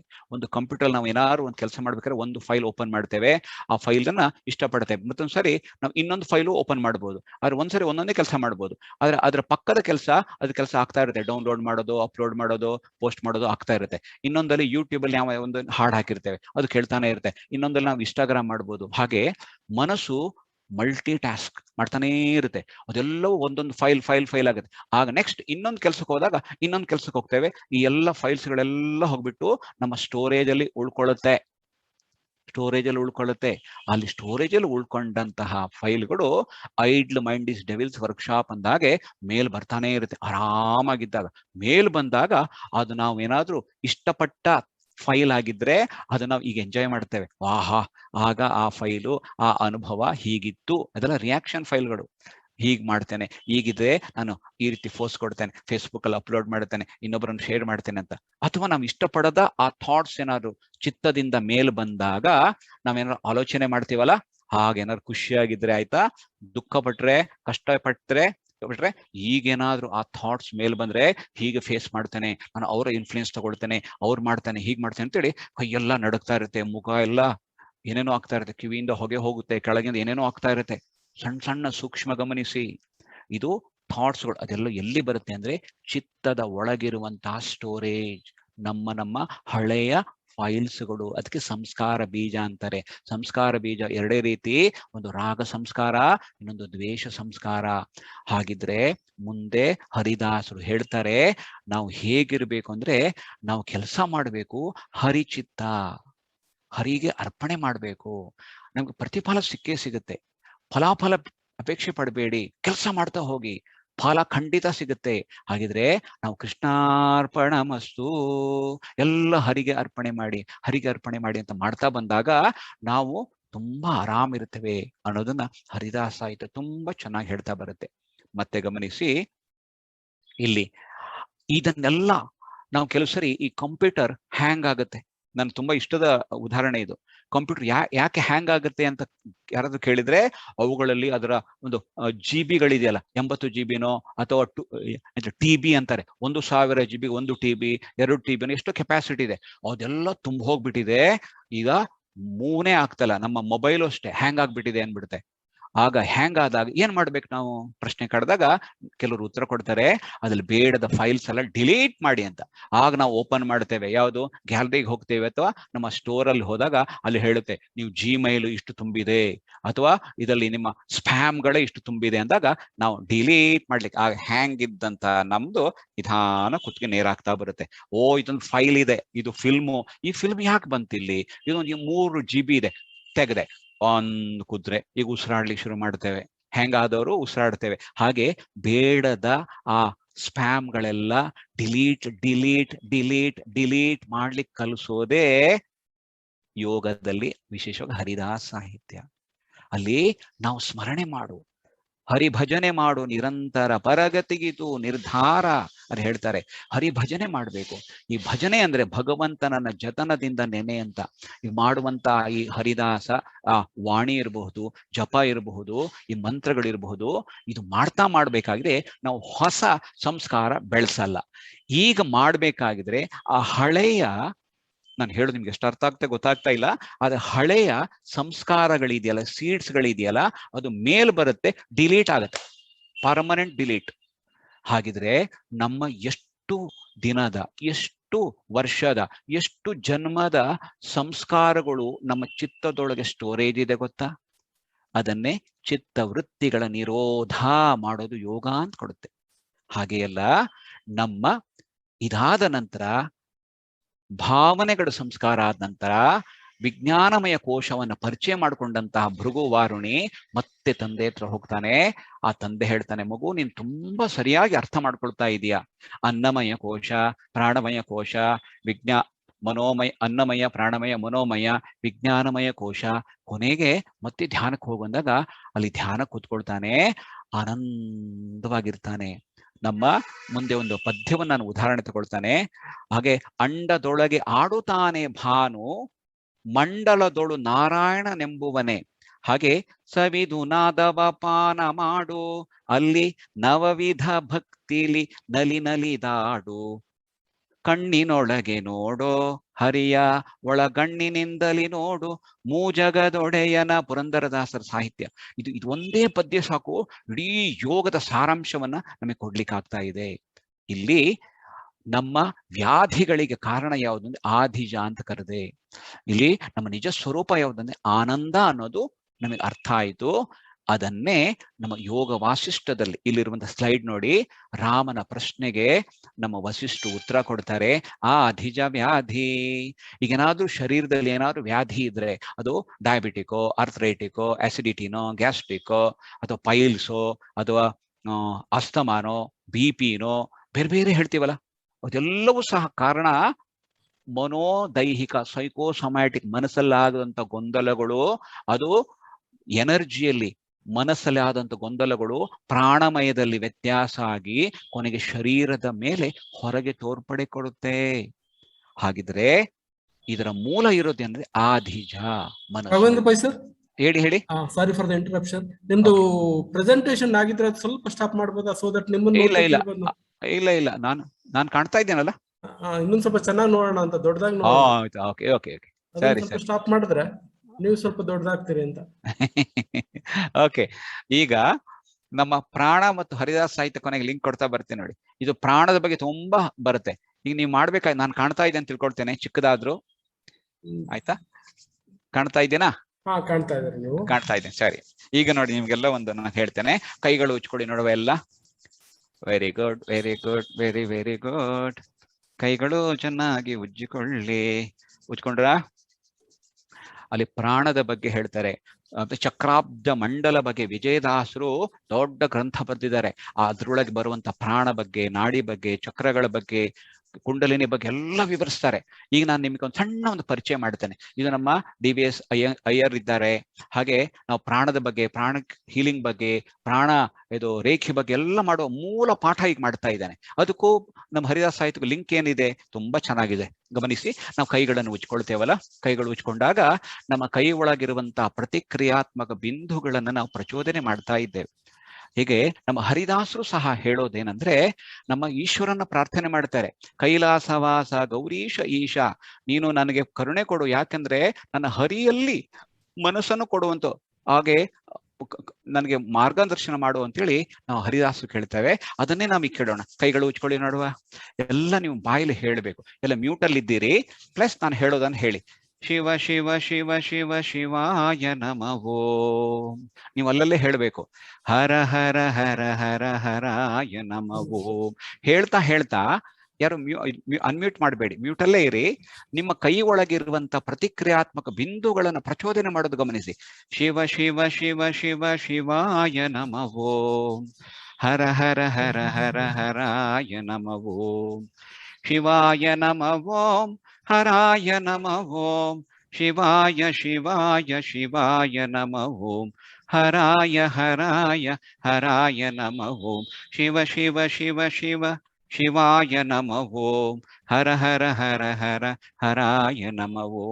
ನೋಡಿ, ಇನ್ನೊಂದು ಅದ್ರ ಮುಂದಿನ ಹಂತವೇ ನಮ್ಮ ಕೈ ಒಳಗಿರುವಂತಹ ಪ್ರತಿಕ್ರಿಯಾತ್ಮಕ ಬಿಂದುಗಳನ್ನ ಕ್ಲಾಪ್ ಮಾಡೋದು. ನಾವು ತಾಳ ಹಾಕಿ, ತಂಬೂರಿ ಮೀಟಿದವ ಭವಾಬ್ದಿ ದಾಟಿದವ ತಾಳವ ತಟ್ಟಿದವ ದುರಿತವ ಅಟ್ಟಿದವ ಅಂತ ಕರೀತಾರೆ. ದುರಿತ ಅಂದ್ರೆ ಎಲ್ಲ ಪಾಪಗಳನ್ನು ಅಟ್ತಾನೆ ಅಂತೇಳಿ. ಇದನ್ನೇ ತಾಳದ ಬಗ್ಗೆ ಹೇಳ್ತಾರೆ. ಹೇಗೆ ಹೇಳಿದ್ದು? ಇದರಿಂದ ತಾಳ ಮಾಡೋದ್ರಿಂದ ನಮ್ಮ ರಿಫ್ಲೆಕ್ಸ್ ಪಾಯಿಂಟ್ಸ್ಗಳನ್ನ ಆಕ್ಟಿವೇಟ್ ಮಾಡ್ತೇವೆ. ನಮ್ಮ ಕೈ ತುದಿ ಬೆರಳಲ್ಲಿ 72,000 ನಾಡಿಗಳ ಸಂಪರ್ಕ ಇದೆ. ವಿಜಯದಾಸರು ಹೇಳ್ತಾರೆ, ನಮ್ಮ ಜಗನ್ನಾಥ ದಾಸರು ಹೇಳ್ತಾರೆ. ಅವರ ಒಂದು ಹರಿಕಥಾಮೃತ ಸಾರದಲ್ಲಿ ಒಂದು ನಾಡಿ ಸಂಧಿ ಅಂತ ಬರುತ್ತೆ. ಅವುಗಳು ಎಷ್ಟು ಸೂಕ್ಷ್ಮವಾಗಿದೆ ಗೊತ್ತಾ? ನಮ್ಮ ಯೋಗ ಶಾಸ್ತ್ರಗಳಲ್ಲೂ ಅಷ್ಟು ಇಲ್ಲದ್ದು ವಿವರ ಕೊಡ್ತಾರೆ. ಎಲ್ಲಿ ಕೈ ತುದಿ ಬೆರಳಲ್ಲಿ 72,000 ನಾಡಿಗಳ ಸಂಪರ್ಕ ಇದೆ, ಅದನ್ನ ನೀವು ಪ್ರಚೋದಿಸ್ಬೇಕು. ಮತ್ತೆ ಕೈ ಒಳಗೆ ನಾವು ತಾಳ ಹಾಕಿದಾಗ ನಮ್ಮ ದುರಿತವನ್ನು ಅಟ್ಟುತ್ತೇವೆ, ಅಂದ್ರೆ ನಮ್ಮ ಪಾಪಗಳನ್ನು ದೂರ ಮಾಡ್ತೇವೆ ಅಂತ ಹೇಳಿ. ನೀವು ಮಾಡ್ಬೇಕಾದ್ರೆ ನಾವು ಹೇಳ್ಬೇಕಾದ ಮಂತ್ರ ವಿಠ್ಠಲ ವಿಠ್ಠಲ. ಒಂದು ಸಂಶೋಧನೆ ಆಗಿದೆ ಏನಂದ್ರೆ, ಪೂನಾದಲ್ಲಿ ಒಂದು ದಿಂಡಿ ಯಾತ್ರೆ ಅಂತ ಹೊರಡುತ್ತೆ ನಮ್ಮ ಪಂಡ್ರಾಪುರಕ್ಕೆ.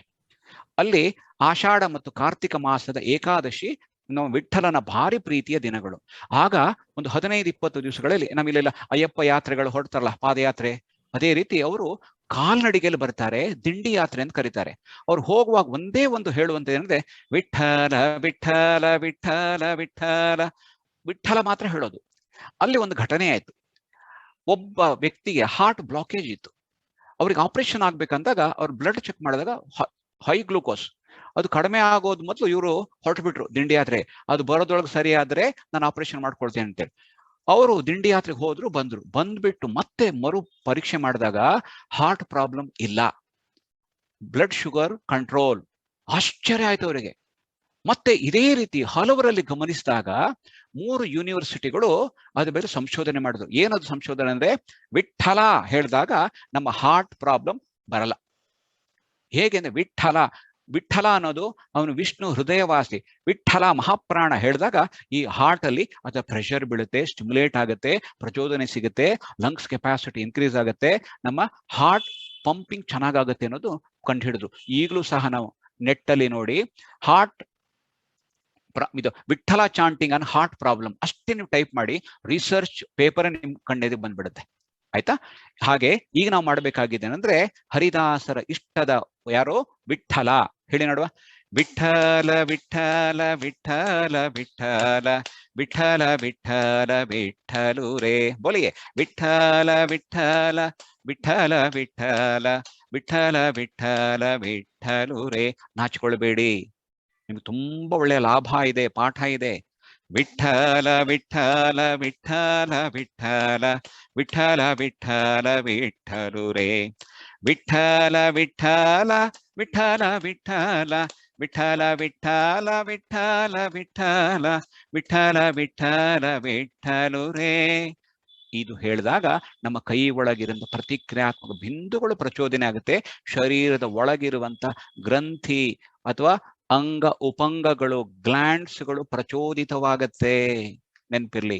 ಕೈ ಬೆರಳುಗಳು ನೋಡಿ ಹೀಗಿಟ್ಕೊಳ್ಳಿ, ಇಲ್ಲಿಂದ ಹೇಳಿ ಶ್ರೀನಿವಾಸ ಗೋವಿಂದ ವೆಂಕಟರಮಣ ಗೋವಿಂದ.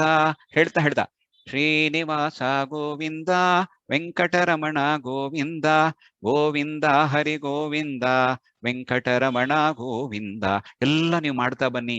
ಇದರ ನಂತರ ನೀವು ಅನುಭವಿಸ್ತೀರಿ. ಈಗಲೇ ಶ್ರೀನಿವಾಸ ಗೋವಿಂದ ವೆಂಕಟರಮಣ ಗೋವಿಂದ, ಪದ್ಮಾವತಿ ಪತಿ ಗೋವಿಂದ ಪದ್ಮನಾಭ ಹರಿ ಗೋವಿಂದ.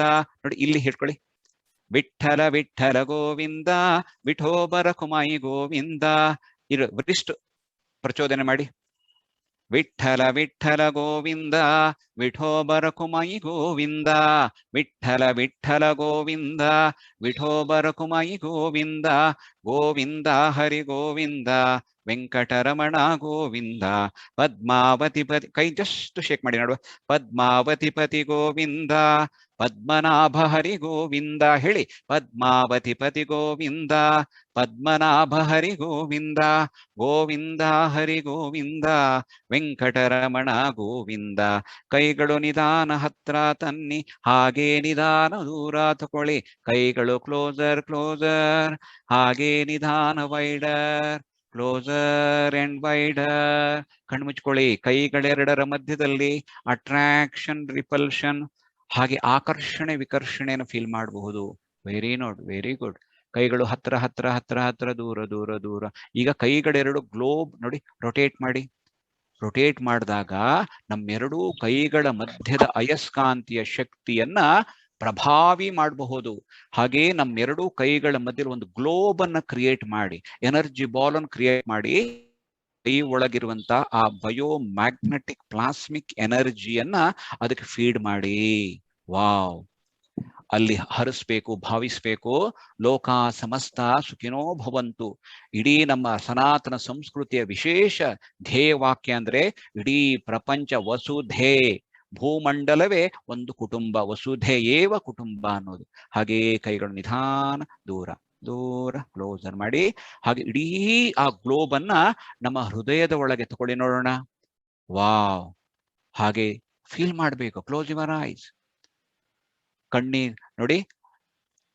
ನೀ ಮಾಯೆಯೊಳಗೋ ನಿನ್ನೊಳು ಮಾಯೆಯೋ, ನೀ ದೇಹದೊಳಗೋ ನಿನ್ನೊಳು ದೇಹವೋ, ಅದನ್ನು ಫೀಲ್ ಮಾಡಬೇಕು. ಅದಾದ ನಂತರ ನಮ್ಮ ಕೈಗಳೆರಡು ನಮ್ಮ ಹೊಕ್ಕಳ ಮೇಲೆ ಇಟ್ಕೊಳ್ಬೇಕು.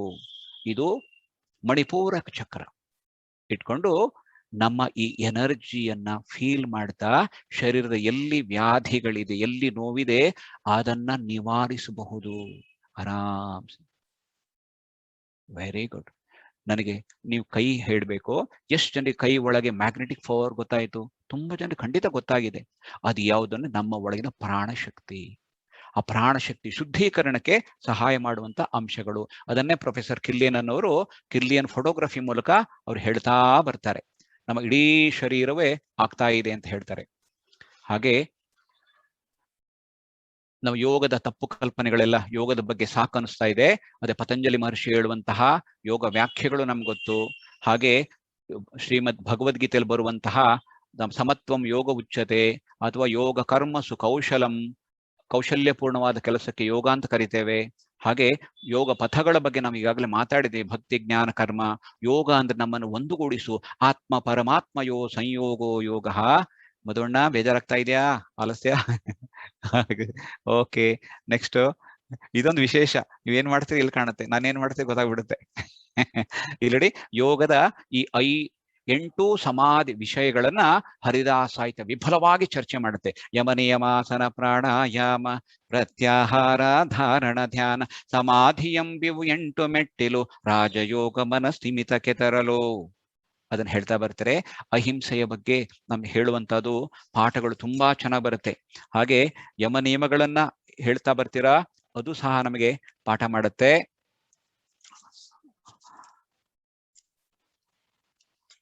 ಇಲ್ಲಿ ಯಮ ನಿಯಮಗಳ ಬಗ್ಗೆ ನನಗೆ ಹೆಚ್ಚು ವಿವರಗಳಲ್ಲಿ ನಮಗೆ 45 ನಿಮಿಷ ಮಾತ್ರ ಟೈಮ್ ಕೊಟ್ಟಿದ್ದಾರೆ.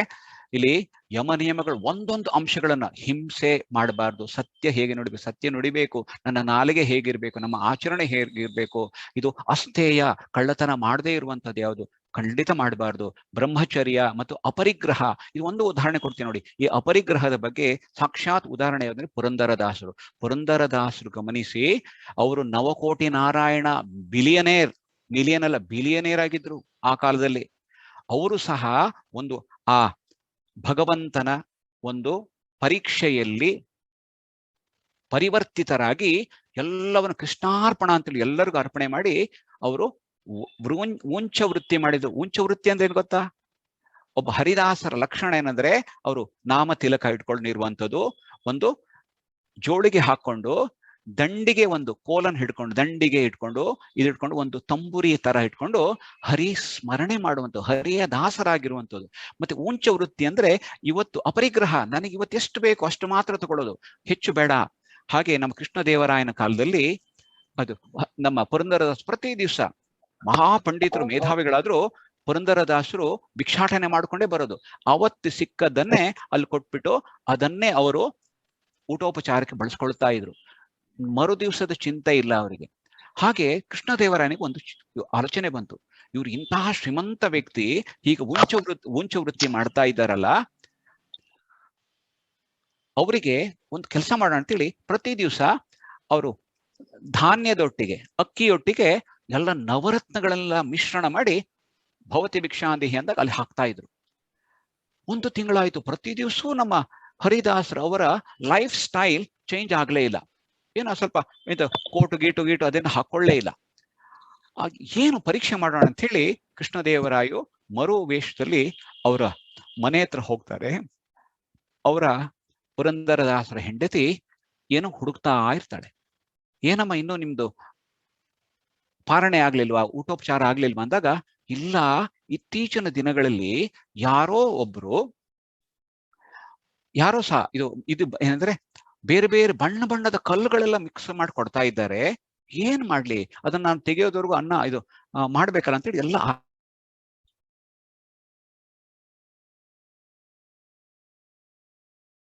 ಹಾಗೆ ಆ ಬಣ್ಣದ ಕಲ್ಲೆಲ್ಲ ಏನ್ ಮಾಡಿದೆ ಇಷ್ಟು ದಿವಸ ಅಂದಾಗ, ನೋಡಿ ಅಲ್ಲಿ ಆ ಮರದ ಕೆಳ ಹಾಕಿದೆ ಅಂತೇಳಿ ತೆಂಗಿನ ಮರದ ಕೆಳಗೆ ನೋಡ್ತಾ ಅಲ್ಲಿ ಇಷ್ಟು ದೊಡ್ಡ ನವರತ್ನದ ರಾಶಿ ಇದೆ ಅಲ್ಲಿ. ಗಮನಿಸಿ, ಇಲ್ಲಿ ಪುರಂದರದಾಸರ ಹೆಂಡತಿ ಸಾಮಾನ್ಯದವಳಲ್ಲ.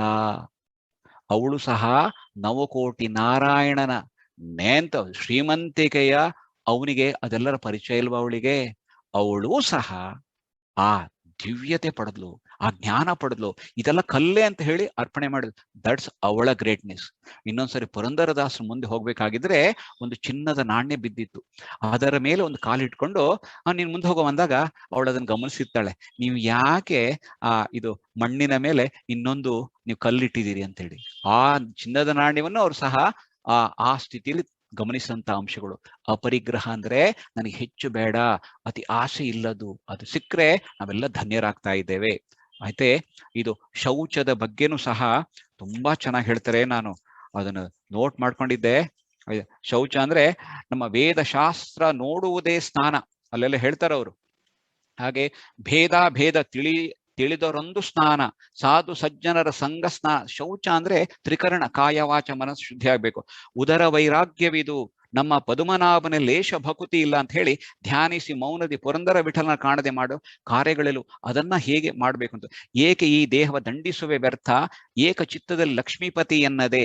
ಮನಸ್ಸಿನ ಶುದ್ಧತೆ ಬಗ್ಗೆ ಕೊಟ್ಟಾನು ಸಾವಧಾನದಿಂದಿರು ಮನವೇ, ದೇವರು ಕೊಟ್ಟಾನು ಡಂಬವ ಬಿಡಲೊಲ್ಲೆ ಅಂತ ಹೇಳ್ತಾ, ಹಾಗೆ ಒಳಗೆ ಶುದ್ಧಿ ಇಲ್ಲದೆ ಬರಿಯ ಬಾಹ್ಯ ಶುದ್ಧಿಯಿಂದ ಏನೂ ಪ್ರಯೋಜನ ಅಂತ ಕನಕದಾಸರು ಹೇಳ್ತಾರೆ. ಗುಂಡು ಮುಳುಗಿದರೇನು, ಚೆಂಡು ತೇಲಿದರೇನು, ಮಂಡೆ ಬೋಳಾದರೆ ಮನ ಬೋಳಾಯ್ತೆ ಅಂತ ಬಾಹ್ಯ ಡಾಂಬಿಕತನವನ್ನು ಹೇಳದೆ ಆಂತರಿಕ ಶುದ್ಧತೆಯ ಬಗ್ಗೆ ಹೇಳ್ತಾರೆ. ಹಾಗೆ ಶೌಚ ಸಂತೋಷದ ಬಗ್ಗೆ ಹೇಳ್ತಾರೆ ನೋಡಿ. ನಮ್ಗೆ ಕಂಡಲ್ಲಿ ವಿಶ್ವರೂಪ ಕಾಂಬರೋ, ಆ ಆನಂದ ಸ್ಥಿತಿ ಬಂದಾಗ ಉಂಡು ಉಣಿಸಿದ್ದೆಲ್ಲ ನಿನ್ನ ಯಜ್ಞವೆಂಬರೋ. ಹಾಗೆ ಅಡು ಮಹತ್ತಾಗಿ ತೋರುವ ಮೂರ್ತಿ, ಒಂದೊಂದು ಅಂಶಗಳಲ್ಲೂ ಅವರು ದೇವತ್ವವನ್ನು ಕಾಣುವಂಥದ್ದು ಬರೆದು. ಬಂದದ್ದೆಲ್ಲ ಬರಲಿ ಗೋವಿಂದನ ದಯೆ ನಮಗಿರಲಿ, ಆರು ಅರಿಯದಿರೆನ್ನ ಮುರಾರಿಯು ಒಳಗೆ ಪ್ರಸನ್ನ, ಘೋರ ದುರಿತವ ಬನ್ನ ಭಯಹಾರಿ ಗುಣಾಂಬುದಿ ಖನ್ನ, ಶ್ರೀರಮಣ ಶ್ರೀಚರಣ ಸೇವಕರಿಗೆ ಕ್ರೂರ ಯಮನು ಶರಣಾಗತನಲ್ಲವೇ. ಹೌದು, ಬಂದದ್ದೆಲ್ಲ ಬರಲಿ, ಏನೇ ಕಷ್ಟ ಬರಲಿ ಸುಖ ಬರಲಿ ಅದನ್ನೆಲ್ಲ ಅನುಭವಿಸ್ತಾ ಆನಂದ ಪಡ್ತಾರೆ, ಆ ಸಂತೋಷವನ್ನ. ಹಾಗೆ ತಪದ ಬಗ್ಗೆ ಎಲ್ಲವೂ ನಾವು ವಿಫಲವಾಗಿ ಗಮನಿಸಬಹುದು. ಮುಂದೆ ಒಂದು ಸೂಚನೆ ಕೊಡ್ಬೇಕಾಗಿದೆ. ಆಸನಗಳ ಬಗ್ಗೆ ನಮ್ಗೆ ತುಂಬಾ ಚೆನ್ನಾಗಿ ಬರುತ್ತೆ. ನಮ್ಮ ಪವಮಾನ ಜಗದ ಪ್ರಾಣ, ಅದರಲ್ಲಿ ಪ್ರಾಣ ಪಾನ ಸಮಾನ, ವ್ಯಾನ ಉದಾನ ಸಮಾನ, ಆನಂದ ಭಾರತಿ ರಮಣ, ಪಂಚ ಪ್ರಾಣಗಳ ಬಗ್ಗೆ ವಿವರಗಳನ್ನು ಕೊಡ್ತಾರೆ. ಹಾಗೆ ಆಸನಗಳ ಬಗ್ಗೆ ಹೇಳ್ತಾರೆ ನೋಡಿ. ಇನ್ನೊಂದು ಸಾಹಿತ್ಯವನ್ನ ನಾವು ಗಮನಿಸಿದ್ರೆ ಸಾಕಷ್ಟು ನಮಗೆ ಇಡೀ ಯೋಗದ ಒಂದು ಪಾಠವನ್ನ ನಾವು ಈಗಾಗಲೇ ನಾನು ಪಂಚ ತತ್ವಗಳ ಬಗ್ಗೆ ನಾನು ಹೇಳಿದ್ದೆ. ಆಸನಗಳ ಬಗ್ಗೆನೂ ಆಸನಗಳು ಹೇಗಿರ್ಬೇಕು ಅಂತ ಹೇಳಿ ಹರಿದಾಸ್ ಸಾಹಿತ್ಯ ಹೇಳುತ್ತೆ. ಹಾಗೆ ಪಂಚ ಪ್ರಾಣಗಳ ಬಗ್ಗೆ ವಿಫುಲವಾಗಿ ಬರುತ್ತೆ. ಹಾಗೆ ನಮ್ಮ ಪಂಚಪ್ರಾಣಗಳ ವಿವರಗಳ ಬಗ್ಗೆ ಓಕೆ, ಈಗ ನಾನು ಜೋರ ಕಾಣ್ತೇನೆ. ಓಕೆ, ಈಗ ನಮ್ಮ ಒಂದು ಸಾಹಿತ್ಯವನ್ನು ತಗೊಂಡ್ಬಿಟ್ಟು ನಾನು ಹೇಳಲಿಕ್ಕೆ ಇಷ್ಟಪಡ್ತೇನೆ. ಪುರಂದರದಾಸರು ಹೇಳ್ತಾರೆ, ಕಣ್ಣಿನೊಳಗೆ ನೋಡೋ ಹರಿಯ ಒಳಗಣ್ಣಿನಿಂದಲಿ ನೋಡು ಮೂಜಗ ದೊರೆಯ, ಆಧಾರ ಮೊದಲಾದ 6 ಚಕ್ರ ಶೋಧಿಸಿ ಬಿಡಬೇಕು ಈಶಣ 3, ಸಾಧಿಸಿ ಸುಷುಮ್ನ ಏರು, ಅಲ್ಲಿ ಭೇದಿಸಿ ನೀ ಪರಬ್ರಹ್ಮನ ಸೇರು, ಎವೆ ಹಾಕದೆ ಮೇಲೆ ನೋಡು, ಮುಂದೆ ತವಕದಿಂದ ವಾಯು ಬಂಧವ ಮಾಡು. ಪ್ರಾಣಾಯಾಮ ಹೇಳ್ತಾ ಇದ್ದಾರೆ. ವಾವ್. ಹಾಗೆ ಸವಿದು ನಾದವ ಪಾನ ಮಾಡು, ಅಲ್ಲಿ ನವವಿಧ ಭಕ್ತಿಲಿ ನಲಿದಾಡು, ಅಂಡದೊಳಗೆ ಆಡುತ್ತಾನೆ ಭಾನು, ಮಂಡಲದೊಳು ನಾರಾಯಣನೆಂಬುವನೇ, ಕುಂಡಲಿ ತುದಿಯೊಳಿದ್ದಾನೆ ನಮ್ಮ ಪುರಂದರ ವಿಠಲನ ಪಾಲಿಸುತ್ತಾನೆ. ಕ್ಯಾ ಬಾತೈ. ಇಡೀ ಯೋಗ ಇದೊಂದು ಹೇಳಿದ್ರೆ ಸಾಕಾಗ್ತಿತ್ತು. ಆಯ್ತಾ? ಕಣ್ಣಿನೊಳಗೆ ನೋಡು ಅಂತ ಹೇಳಿದಾಗ ಬರೀ ನಾವು ದೇವಸ್ಥಾನಕ್ಕೆ ಹೋಗ್ತೇವೆ, ವೈಭವದ ಸ್ಥಾನಕ್ಕೆ ಹೋಗ್ತೇವೆ, ಅಲ್ಲಿ ಒಂದು ಅಂಗಳಾರತಿ ಆಗ್ಬೇಕಾದ್ರೆ ನಾವು ನೋಡ್ಬಿಟ್ಟು ನಾವು ಮುಚ್ಕೊಳ್ಳೋದೆ, ಕಣ್ಣು ಮುಚ್ಕೊಳ್ಳೋದು ದೇವಾ ಅಂತ. ಹೇಗೆ ನಾವು ಒಳಗಣ್ಣಿಂದಲೂ ಅವನನ್ನು ನೋಡ್ಲಿಕ್ಕೆ ಇಷ್ಟಪಡ್ತಾ ಇದ್ದೇವೆ. ಇದು ಅವನು ಹೇಳ್ತಾರೆ. ಹಾಗಿದೆ ಈ ಹರಿಹಿ ಅನ್ನುವಂಥ ಶಬ್ದಕ್ಕೆ ಅರ್ಥ ಸರ್ವವ್ಯಾಪಿ ಅಂತ ಹರಿ ಹೇಳ್ತೇವೆ. ಹಾಗೆಯೇ ಸರ್ವವ್ಯಾಪಿ ಎಲ್ಲೆಲ್ಲಿದ್ದಾನೆ ಇದನ್ನೇ ನಾವು ಪ್ರಹ್ಲಾದನ ಕಥೆಯ ಮೂಲಕ ನಾವು ಗಮನಿಸ್ತೇವೆ. ಅವನು ಹೇಳ್ತಾನೆ, ಹಿರಣ್ಯಕಶಿಪು ಇಲ್ಲಿದ್ದಾನ ಹೇಳಿದಾಗ ಎಲ್ಲ ಕಡೆ ಇದ್ದಾನೆ. ಹರಿಹಿ ಮೀನ್ಸ್ ಸರ್ವವ್ಯಾಪಿ. ನಾರಾಯಣ ಅಂದ್ರೆ ಎಲ್ಲ ಕಡೆ ಇರುವವನು ಅಂತ ಅರ್ಥ. ಅದ್ ಯಾವುದು ಅಂದ್ರೆ ಸೂಪರ್ ಕಾನ್ಶಿಯಸ್ನೆಸ್. ಅದು ನಾವು ಹೇಗೆ ಭಾವಿಸ್ತೇವೆ ಹಾಗೆ ರೂಪದಲ್ಲಿ ಬರ್ಲಿಕ್ಕೆ ಸಾಧ್ಯ ಇದೆ, ಹಾಗೆ ನಾವು ಆಗ್ಲಿಕ್ಕೆ ಸಾಧ್ಯ ಆಗಿದೆ. ಹಾಗೆ ಪ್ರತಿ ಚರಾಚರ ವಸ್ತುಗಳಲ್ಲಿ ಅವನಿದ್ದಾನೆ. ಅವನನ್ನು ಅನುಭವಿಸ್ಬೇಕು ಅಂದ್ರೆ ಹೊರಗೆ ಎಲ್ಲ ಒಳಗೆ ನೋಡ್ಬೇಕು ಅಂತ ಹೇಳ್ತಾನೆ. ಆಧಾರ ಮೊದಲಾದ 6 ಚಕ್ರಗಳು ಶೋಧಿಸಿ ಬಿಡಬೇಕು ಈಶಣ 3 ಅಂತ ಹೇಳಿ ಇನ್ನೊಂದು ನಾನು ಚಕ್ರಗಳ ಬಗ್ಗೆ ಪ್ರೆಸೆಂಟೇಶನ್ ಮಾಡ್ಲಿಕ್ಕೆ ಇಷ್ಟಪಡ್ತೇನೆ ನೋಡಿ, ಆಯ್ತಾ.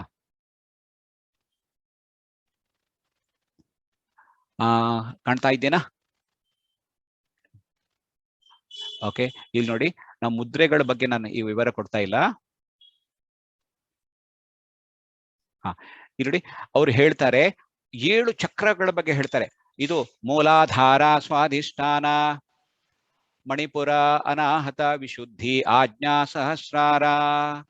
ಒಂದೊಂದು ಚಕ್ರಗಳ ಬಗ್ಗೆನೂ ಹೇಳ್ತಾರೆ. ಮುಂದೆ ಅವನು ಹೇಳ್ತಾನೆ ನೋಡಿ, ಸವಿದು ನಾದವ ಪಾನ ಮಾಡು. ನಾದದ ಪಾನ ಮಾಡಬೇಕು. ಎಲ್ಲ ಆ ಶಬ್ದಗಳು ಹೇಗೆ ಬರುತ್ತೆ ಅಂತ ಹೇಳಿದ್ರೆ, ನಮ್ಮ ಕಾನ್ಶಿಯಸ್ನೆಸ್ ಇಂದ ನಮ್ಮ ಮನಸ್ಸಿಗೆ ಸ್ಫುರಣೆಯಾದಂತಹ ಆ ಶಬ್ದ, ಆ ವಿಚಾರ, ಆ ಆಲೋಚನೆ ಅದು ಒಳಗೆ ಗಾಳಿ ಮತ್ತು ಆಕಾಶದಿಂದ ನಾಭಿಂದ ಮೇಲ್ ಬಂದಾಗ ಬೇರೆ ಬೇರೆ ಸ್ವರಗಳಾಗಿ ನಮ್ಮ ಕಂಠಸ್ಥ, ಮೂರ್ಧ್ನ, ತಾಲು, ಓಷ್ಟ, ದಂತವ್ಯಗಳ ಮೂಲಕ ಅದು ಹೊರಗೆ ಬರುತ್ತೆ. ನೋಡಿ, ಕಂಠಸ್ಥ ಯಾವುದು? ಕ ಖ ಗ ಘ ನ, ಮೂರ್ಧ್ನ ಛ ಛ ಜ ಝ ಞ. ಹಾಗೆ ಮೇಲೆ ತಾಳು ಹೇಗೆ ಅಂದ್ರೆ ಪ ಟ ಠ ಢ ಢ ಣ. ಆಮೇಲೆ ಇದು ಓಷ್ಟವ್ಯ ಒಂಟ ಯಾವ್ದ? ಪ ಫ ಬ ಭ ಮ. ಇದೆಲ್ಲವೂ ನಾದಗಳೇ, ಪ್ರತಿ ಅಕ್ಷರಗಳು ನಾದಗಳೇ. ಹಾಗಾಗಿ ಸಂಸ್ಕೃತದ ಒಂದೊಂದು ಅಕ್ಷರಗಳು ಮಂತ್ರಗಳೇ. ಹಾಗೆ ಆ ಮಂತ್ರಗಳ ಬೇರೆ ಬೇರೆ ಪೋಣಿಸುವಿಕೆಯಿಂದ ಲಾಭ ಆಗತ್ತೆ. ಒಂದೊಂದು ಅಕ್ಷರವು ನಮ್ಮ 7 ಚಕ್ರಗಳಿಗೆ ಒಂದೊಂದು ಉಪ ಬೀಜ ಮಂತ್ರಗಳಾಗಿ ಪರಿವರ್ತನೆ ಆಗ್ತಾ ಇದೆ. ನಮ್ಮ ಮುಂದೆ ಹೇಳ್ತಾರೆ, ಸಾಧಿಸಿ ಸುಷುಮ್ನ ಏರು. ಸುಷುಮ್ನ ಏರು ಅಂದಾಗ ನಮ್ಮ ಈ ಶರೀರದಲ್ಲಿ ಇದು ಇಡ ಆದ್ರೆ ಇದು ಪಿಂಗಳ, ಈ ಸ್ಪೈನಲ್ ಕಾರ್ಡ್ ಮಧ್ಯದಲ್ಲಿರುತ್ತೆ ಸುಷುಮ್ನ.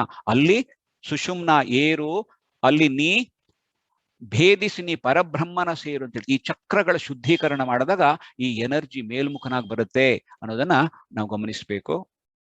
ಇಲ್ಲಿ ನೆಕ್ಸ್ಟ್ ಈ ಚಕ್ರಗಳ ಬಗ್ಗೆ, ಇಲ್ಲಿ ಮೂಲಾಧಾರ ಚಕ್ರದ ಮಂತ್ರಗಳನ್ನು ಗಮನಿಸಿ. ಎಲ್ಲ ಸಂಸ್ಕೃತ ಮಂತ್ರಗಳೇ. ಲಂ ಲಂ ಲಂ ಲಂ ಲಂ. ಹಾಗೆ ಸ್ವಾಧಿಷ್ಠಾನದು ವಂ ವಂ. ಮಣಿಪುರದು ರಂ ರಂ. M M. ಅನಾಹತ ವಿಶುದ್ಧಿದು ಹಂ ಹಂ. ಆಜ್ಞಾ ಅಂ ಅಂ. ಒಂದೇದು ಓಂ ಓಂ. ನಾನು ಈಗಾಗಲೇ ನಿಮ್ಗೆ ಮೊದಲೇ ಹೇಳಿದೆ, 3 ವರ್ಷದ ಮೊದಲು ನಾನು ಹಿಮಾಲಯಕ್ಕೆ ಹೋದಾಗ ಒಬ್ಬ ಹಿಮಾಲಯನ ಯೋಗಿಯ ಒಂದು ಪರಿಚಯ ಆಯ್ತು. ಪರಿಚಯ ಆದಾಗ ಅವರು ನನಗೊಂದು ಹಿಮಾಲಯದ ಒಂದು ಹಿಮದಂಡ ಧ್ಯಾನವನ್ನು ಹೇಳ್ಕೊಟ್ರು. ಇವತ್ತು ಬೆಳಿಗ್ಗೆ ಒಂದು ಹಿಮದಂಡ ಧ್ಯಾನ ಆಯ್ತು. ಆ ದಂಡ ಇಲ್ಲೇ ಇದೆ, ನಾನು ನಿಮ್ಮನ್ನು ಪರಿಚಯಿಸ್ತೇನೆ ನೋಡಿ. ಇದು ನನಗೆ ಹಿಮಾಲಯದ ಯೋಗಿ ಕೊಟ್ಟ ದಂಡ. ಇದು ಈ ಮೂಲಕ ಒಂದು ಹರಿಧ್ಯಾನ ಅಂತ ನಾನು ಆರಂಭ ಮಾಡಿದ್ದೇನೆ. ಹರಿಧ್ಯಾನ ಅಂದ್ರೆ ಹಿಮಾಲಯನ ಅಮಿತಾನಂದ ಋಷಿ ಧ್ಯಾನ ಅಂತ. ಇದು ಈ ಚಕ್ರಗಳಲ್ಲಿ ಬರುವಂತಹ ಆ ಎನರ್ಜಿ ಬ್ಲಾಕ್ ಅದನ್ನ ಅನ್ಶಟರ್ ಮಾಡೋದು, ಅದನ್ನ ಚಾರ್ಜ್ ಮಾಡೋದು, ಹಾಗೆ ಬ್ಯಾಲೆನ್ಸ್ ಮಾಡೋ ಕ್ರಮ ತುಂಬಾ ಸರಳವಾಗಿದೆ. ನೀವು ನವಿದು ನಾದವ ಪಾಡು, ನೀವು ಆನಂದ ಪಡಿಬೇಕೋ, ನೀವು ಈ ಹರಿಧ್ಯಾನ ತುಂಬಾ ಸರಳವಾಗಿದೆ. ನಮ್ಗೇನೋ ಯೋಗದ ಹಿನ್ನೆಲೆ ಇದ್ರೆ ಅಂತೂ ತುಂಬಾ ಚೆನ್ನಾಗಿ ಅರ್ಥ ಆಗ್ಬಿಡುತ್ತೆ. ಆಯ್ತಾ? ಇದು ಚಕ್ರಗಳಾಯ್ತಾ, ನಾಡಿಗಳಾಯ್ತು. ಇದು ಮಂತ್ರಗಳು ಹೇಳ್ತೇವೆ. ಶಂ ಶಂ ಸಂ ವಂ. ಇದು ಮೂಲಾಧಾರ ಮಂತ್ರ ಆದ್ರೆ, ಇದು ಸ್ವಾಧಿಷ್ಠಾನ ಚಕ್ರದ ಬೀಜ ಮಂತ್ರ ವಂ. ಅದರ ಉಪಬೀಜ ಮಂತ್ರಗಳೇ ಬಂ ಮಂ ಯಂ ರಂ ಲಂ ಭಂ ಆಗತ್ತೆ. ಹಾಗೆ ನಮ್ಮ ಅನಾಹತ ಚಕ್ರ, ಹೃದಯ ಚಕ್ರದ ಬಗ್ಗೆ, ಇದು ಮಣಿಪುರ ಚಕ್ರ, ನಾಭಿ ಚಕ್ರದ ಬಗ್ಗೆ ಟಂ ಠಂ ನಂ ಡಂ ಢಂ ನಂ ತಂ ಥಂ ದಂ ಧಂ ನಂ ಪಂ ಫಂ. ಇದು ಉಪಮಂತ್ರಗಳು, ಎಲ್ಲ ಬೀಜ ಮಂತ್ರಗಳು. ಇದಾದ ನಂತರ ವಿಶುದ್ಧಿ ಚಕ್ರ. ನಮ್ಮ ವಿಶುದ್ಧಿ ಚಕ್ರ ನಮ್ಮ ಕುತ್ತಿಗೆಯಲ್ಲಿರುವಂತ ಅ ಆ ಇ ಈ ಉ ಉ ರು ರು ಲೃ ಲೃ ಎ ಐ ಓ ಔ ಅಂ ಹ. ಇದು ಮಂತ್ರಗಳಾಗಿ ಅಂ ಆಂ ಇಂ ಈಂ ಉಂ ಊಂ ರುಂ ರೂಂ ಲೃಂ ಲೃಂ ಯಂ ಐಂ ಓಂ ಔಂ ಆಹ ಮತ್ತು ಅಹಂ ಆಗತ್ತೆ. ಇದು ಇದು ಉಪಬೀಜ ಮಂತ್ರಗಳು. ಆಮೇಲೆ ಕ್ಷಂ ಹಂ ಮತ್ತು ಇದು ಆಜ್ಞಾಚಕ್ರದ ಉಪಬೀಜ ಮಂತ್ರಗಳಾದ್ರೆ ಓಂಕಾರ ಅನ್ನೋದು ಸಹಸ್ರಾರ ಮಂತ್ರದ ಆಗತ್ತೆ. ಆಧಾರ ಮೊದಲಾದ ಚಕ್ರಗಳು ಇದನ್ನ ಮೀರಿ ನಾದ ಬಿಂದು ಕಳೆ ಅಳಿದ ಬಳಿಕ ಸಾಧಿಸಿ ಸುಷುಮ್ನಾಯರು, ಭೇದಿಸಿ ಪರಬ್ರಹ್ಮನ ಸೇರು ಅಂತಾರೆ. ಎವೆ ಹಾಕದೆ ನೋಡು ಅಂದ್ರೆ ಧ್ಯಾನದ ಒಂದು ಕ್ರಮವನ್ನು ಹೇಳ್ತಾರೆ. ತವಕದಿಂದಲೇ ವಾಯು ಬಂಧವ ಮಾಡು. ವಾಯು ಬಂಧವ ಮಾಡು ಅಂದ್ರೆ ಬಂಧನಕ್ಕೆ ಅಥವಾ ಕುಂಭಕಕ್ಕೆ ಹೇಳ್ತಾರೆ 8 ಪ್ರಾಣಾಯಾಮಗಳು ಹೇಳ್ತಾರೆ. ಸೂರ್ಯ ಭೇದನ ಉಜ್ಜಾಯೇ ಶೀತಲಿ ಸಿತ್ಕಾರಿ ತಥಾ ಭಸ್ತ್ರಿಕಾ ಭ್ರಾಮರಿ ಮೂರ್ಛಾ ಪ್ಲಾವನೀತಿ ಅಷ್ಟ ಕುಂಭಕ. ಹಾಗೆ ನವಿದು ನಾದವ ಪಾನ ಮಾಡು. ನಾದದ ಪಾನ ಮಾಡಿದ್ರೆ ಆನಂದವಾಗಿ ಆ ಹರಿಭಕ್ತಿಯನ್ನ ಮಾಡು. ಹಾಗೆ ನವವಿಧ ಭಕ್ತಿಲಿ ನಲಿದಾಡು ಅಂತ ಹೇಳ್ತಾರೆ. ನವವಿಧ ಭಕ್ತಿಗಳ ಬಗ್ಗೆ ಹೇಳ್ತಾರೆ. ಶ್ರವಣ ಮನನ ಇದು ಸ್ನೇಹತ್ವ, ವಂದನ, ದಾಸ್ಯತ್ವ, ಈ ರೀತಿ 9 ಭಕ್ತಿಗಳನ್ನ ಹೇಳ್ತಾ ಆ ಭಕ್ತಿ ಹೇಗ್ ಮಾಡ್ಬೇಕು ಅಂತ ಹೇಳ್ತಾರೆ ಅಂದ್ರೆ ನವವಿಧ ಭಕ್ತಿ. ನಾವು ಪುಟ್ಟ ಮಕ್ಕಳೇನಾದ್ರೂ ಉಪಕಥೆಗಳ ಬಗ್ಗೆ ಹೇಳ್ತಾರೆ. ಆಡುವ ಮಕ್ಕಳು ಮನೆಯ ಕಟ್ಟಿದರು, ಆಟ ಸಾಕೆಂದು ಮುರಿದು ಓಡಿದರು ಅಂತ ಹೇಳಿ ನಾವು ಜೀವನದಲ್ಲಿ ಹೇಗಿರ್ಬೇಕು ಅಂತ ಹೇಳಿ ಉದಾಹರಣೆ ಕೊಡ್ತಾರೆ. ಪುಟ್ಟ ಮಕ್ಕಳೆಲ್ಲ ನನ್ನ ಮನೆ ಅಂತ ಒಂದು ಮಣ್ಣಲ್ಲಿ ಮನೆ ಕಟ್ಟಿಬಿಡ್ತಾರೆ.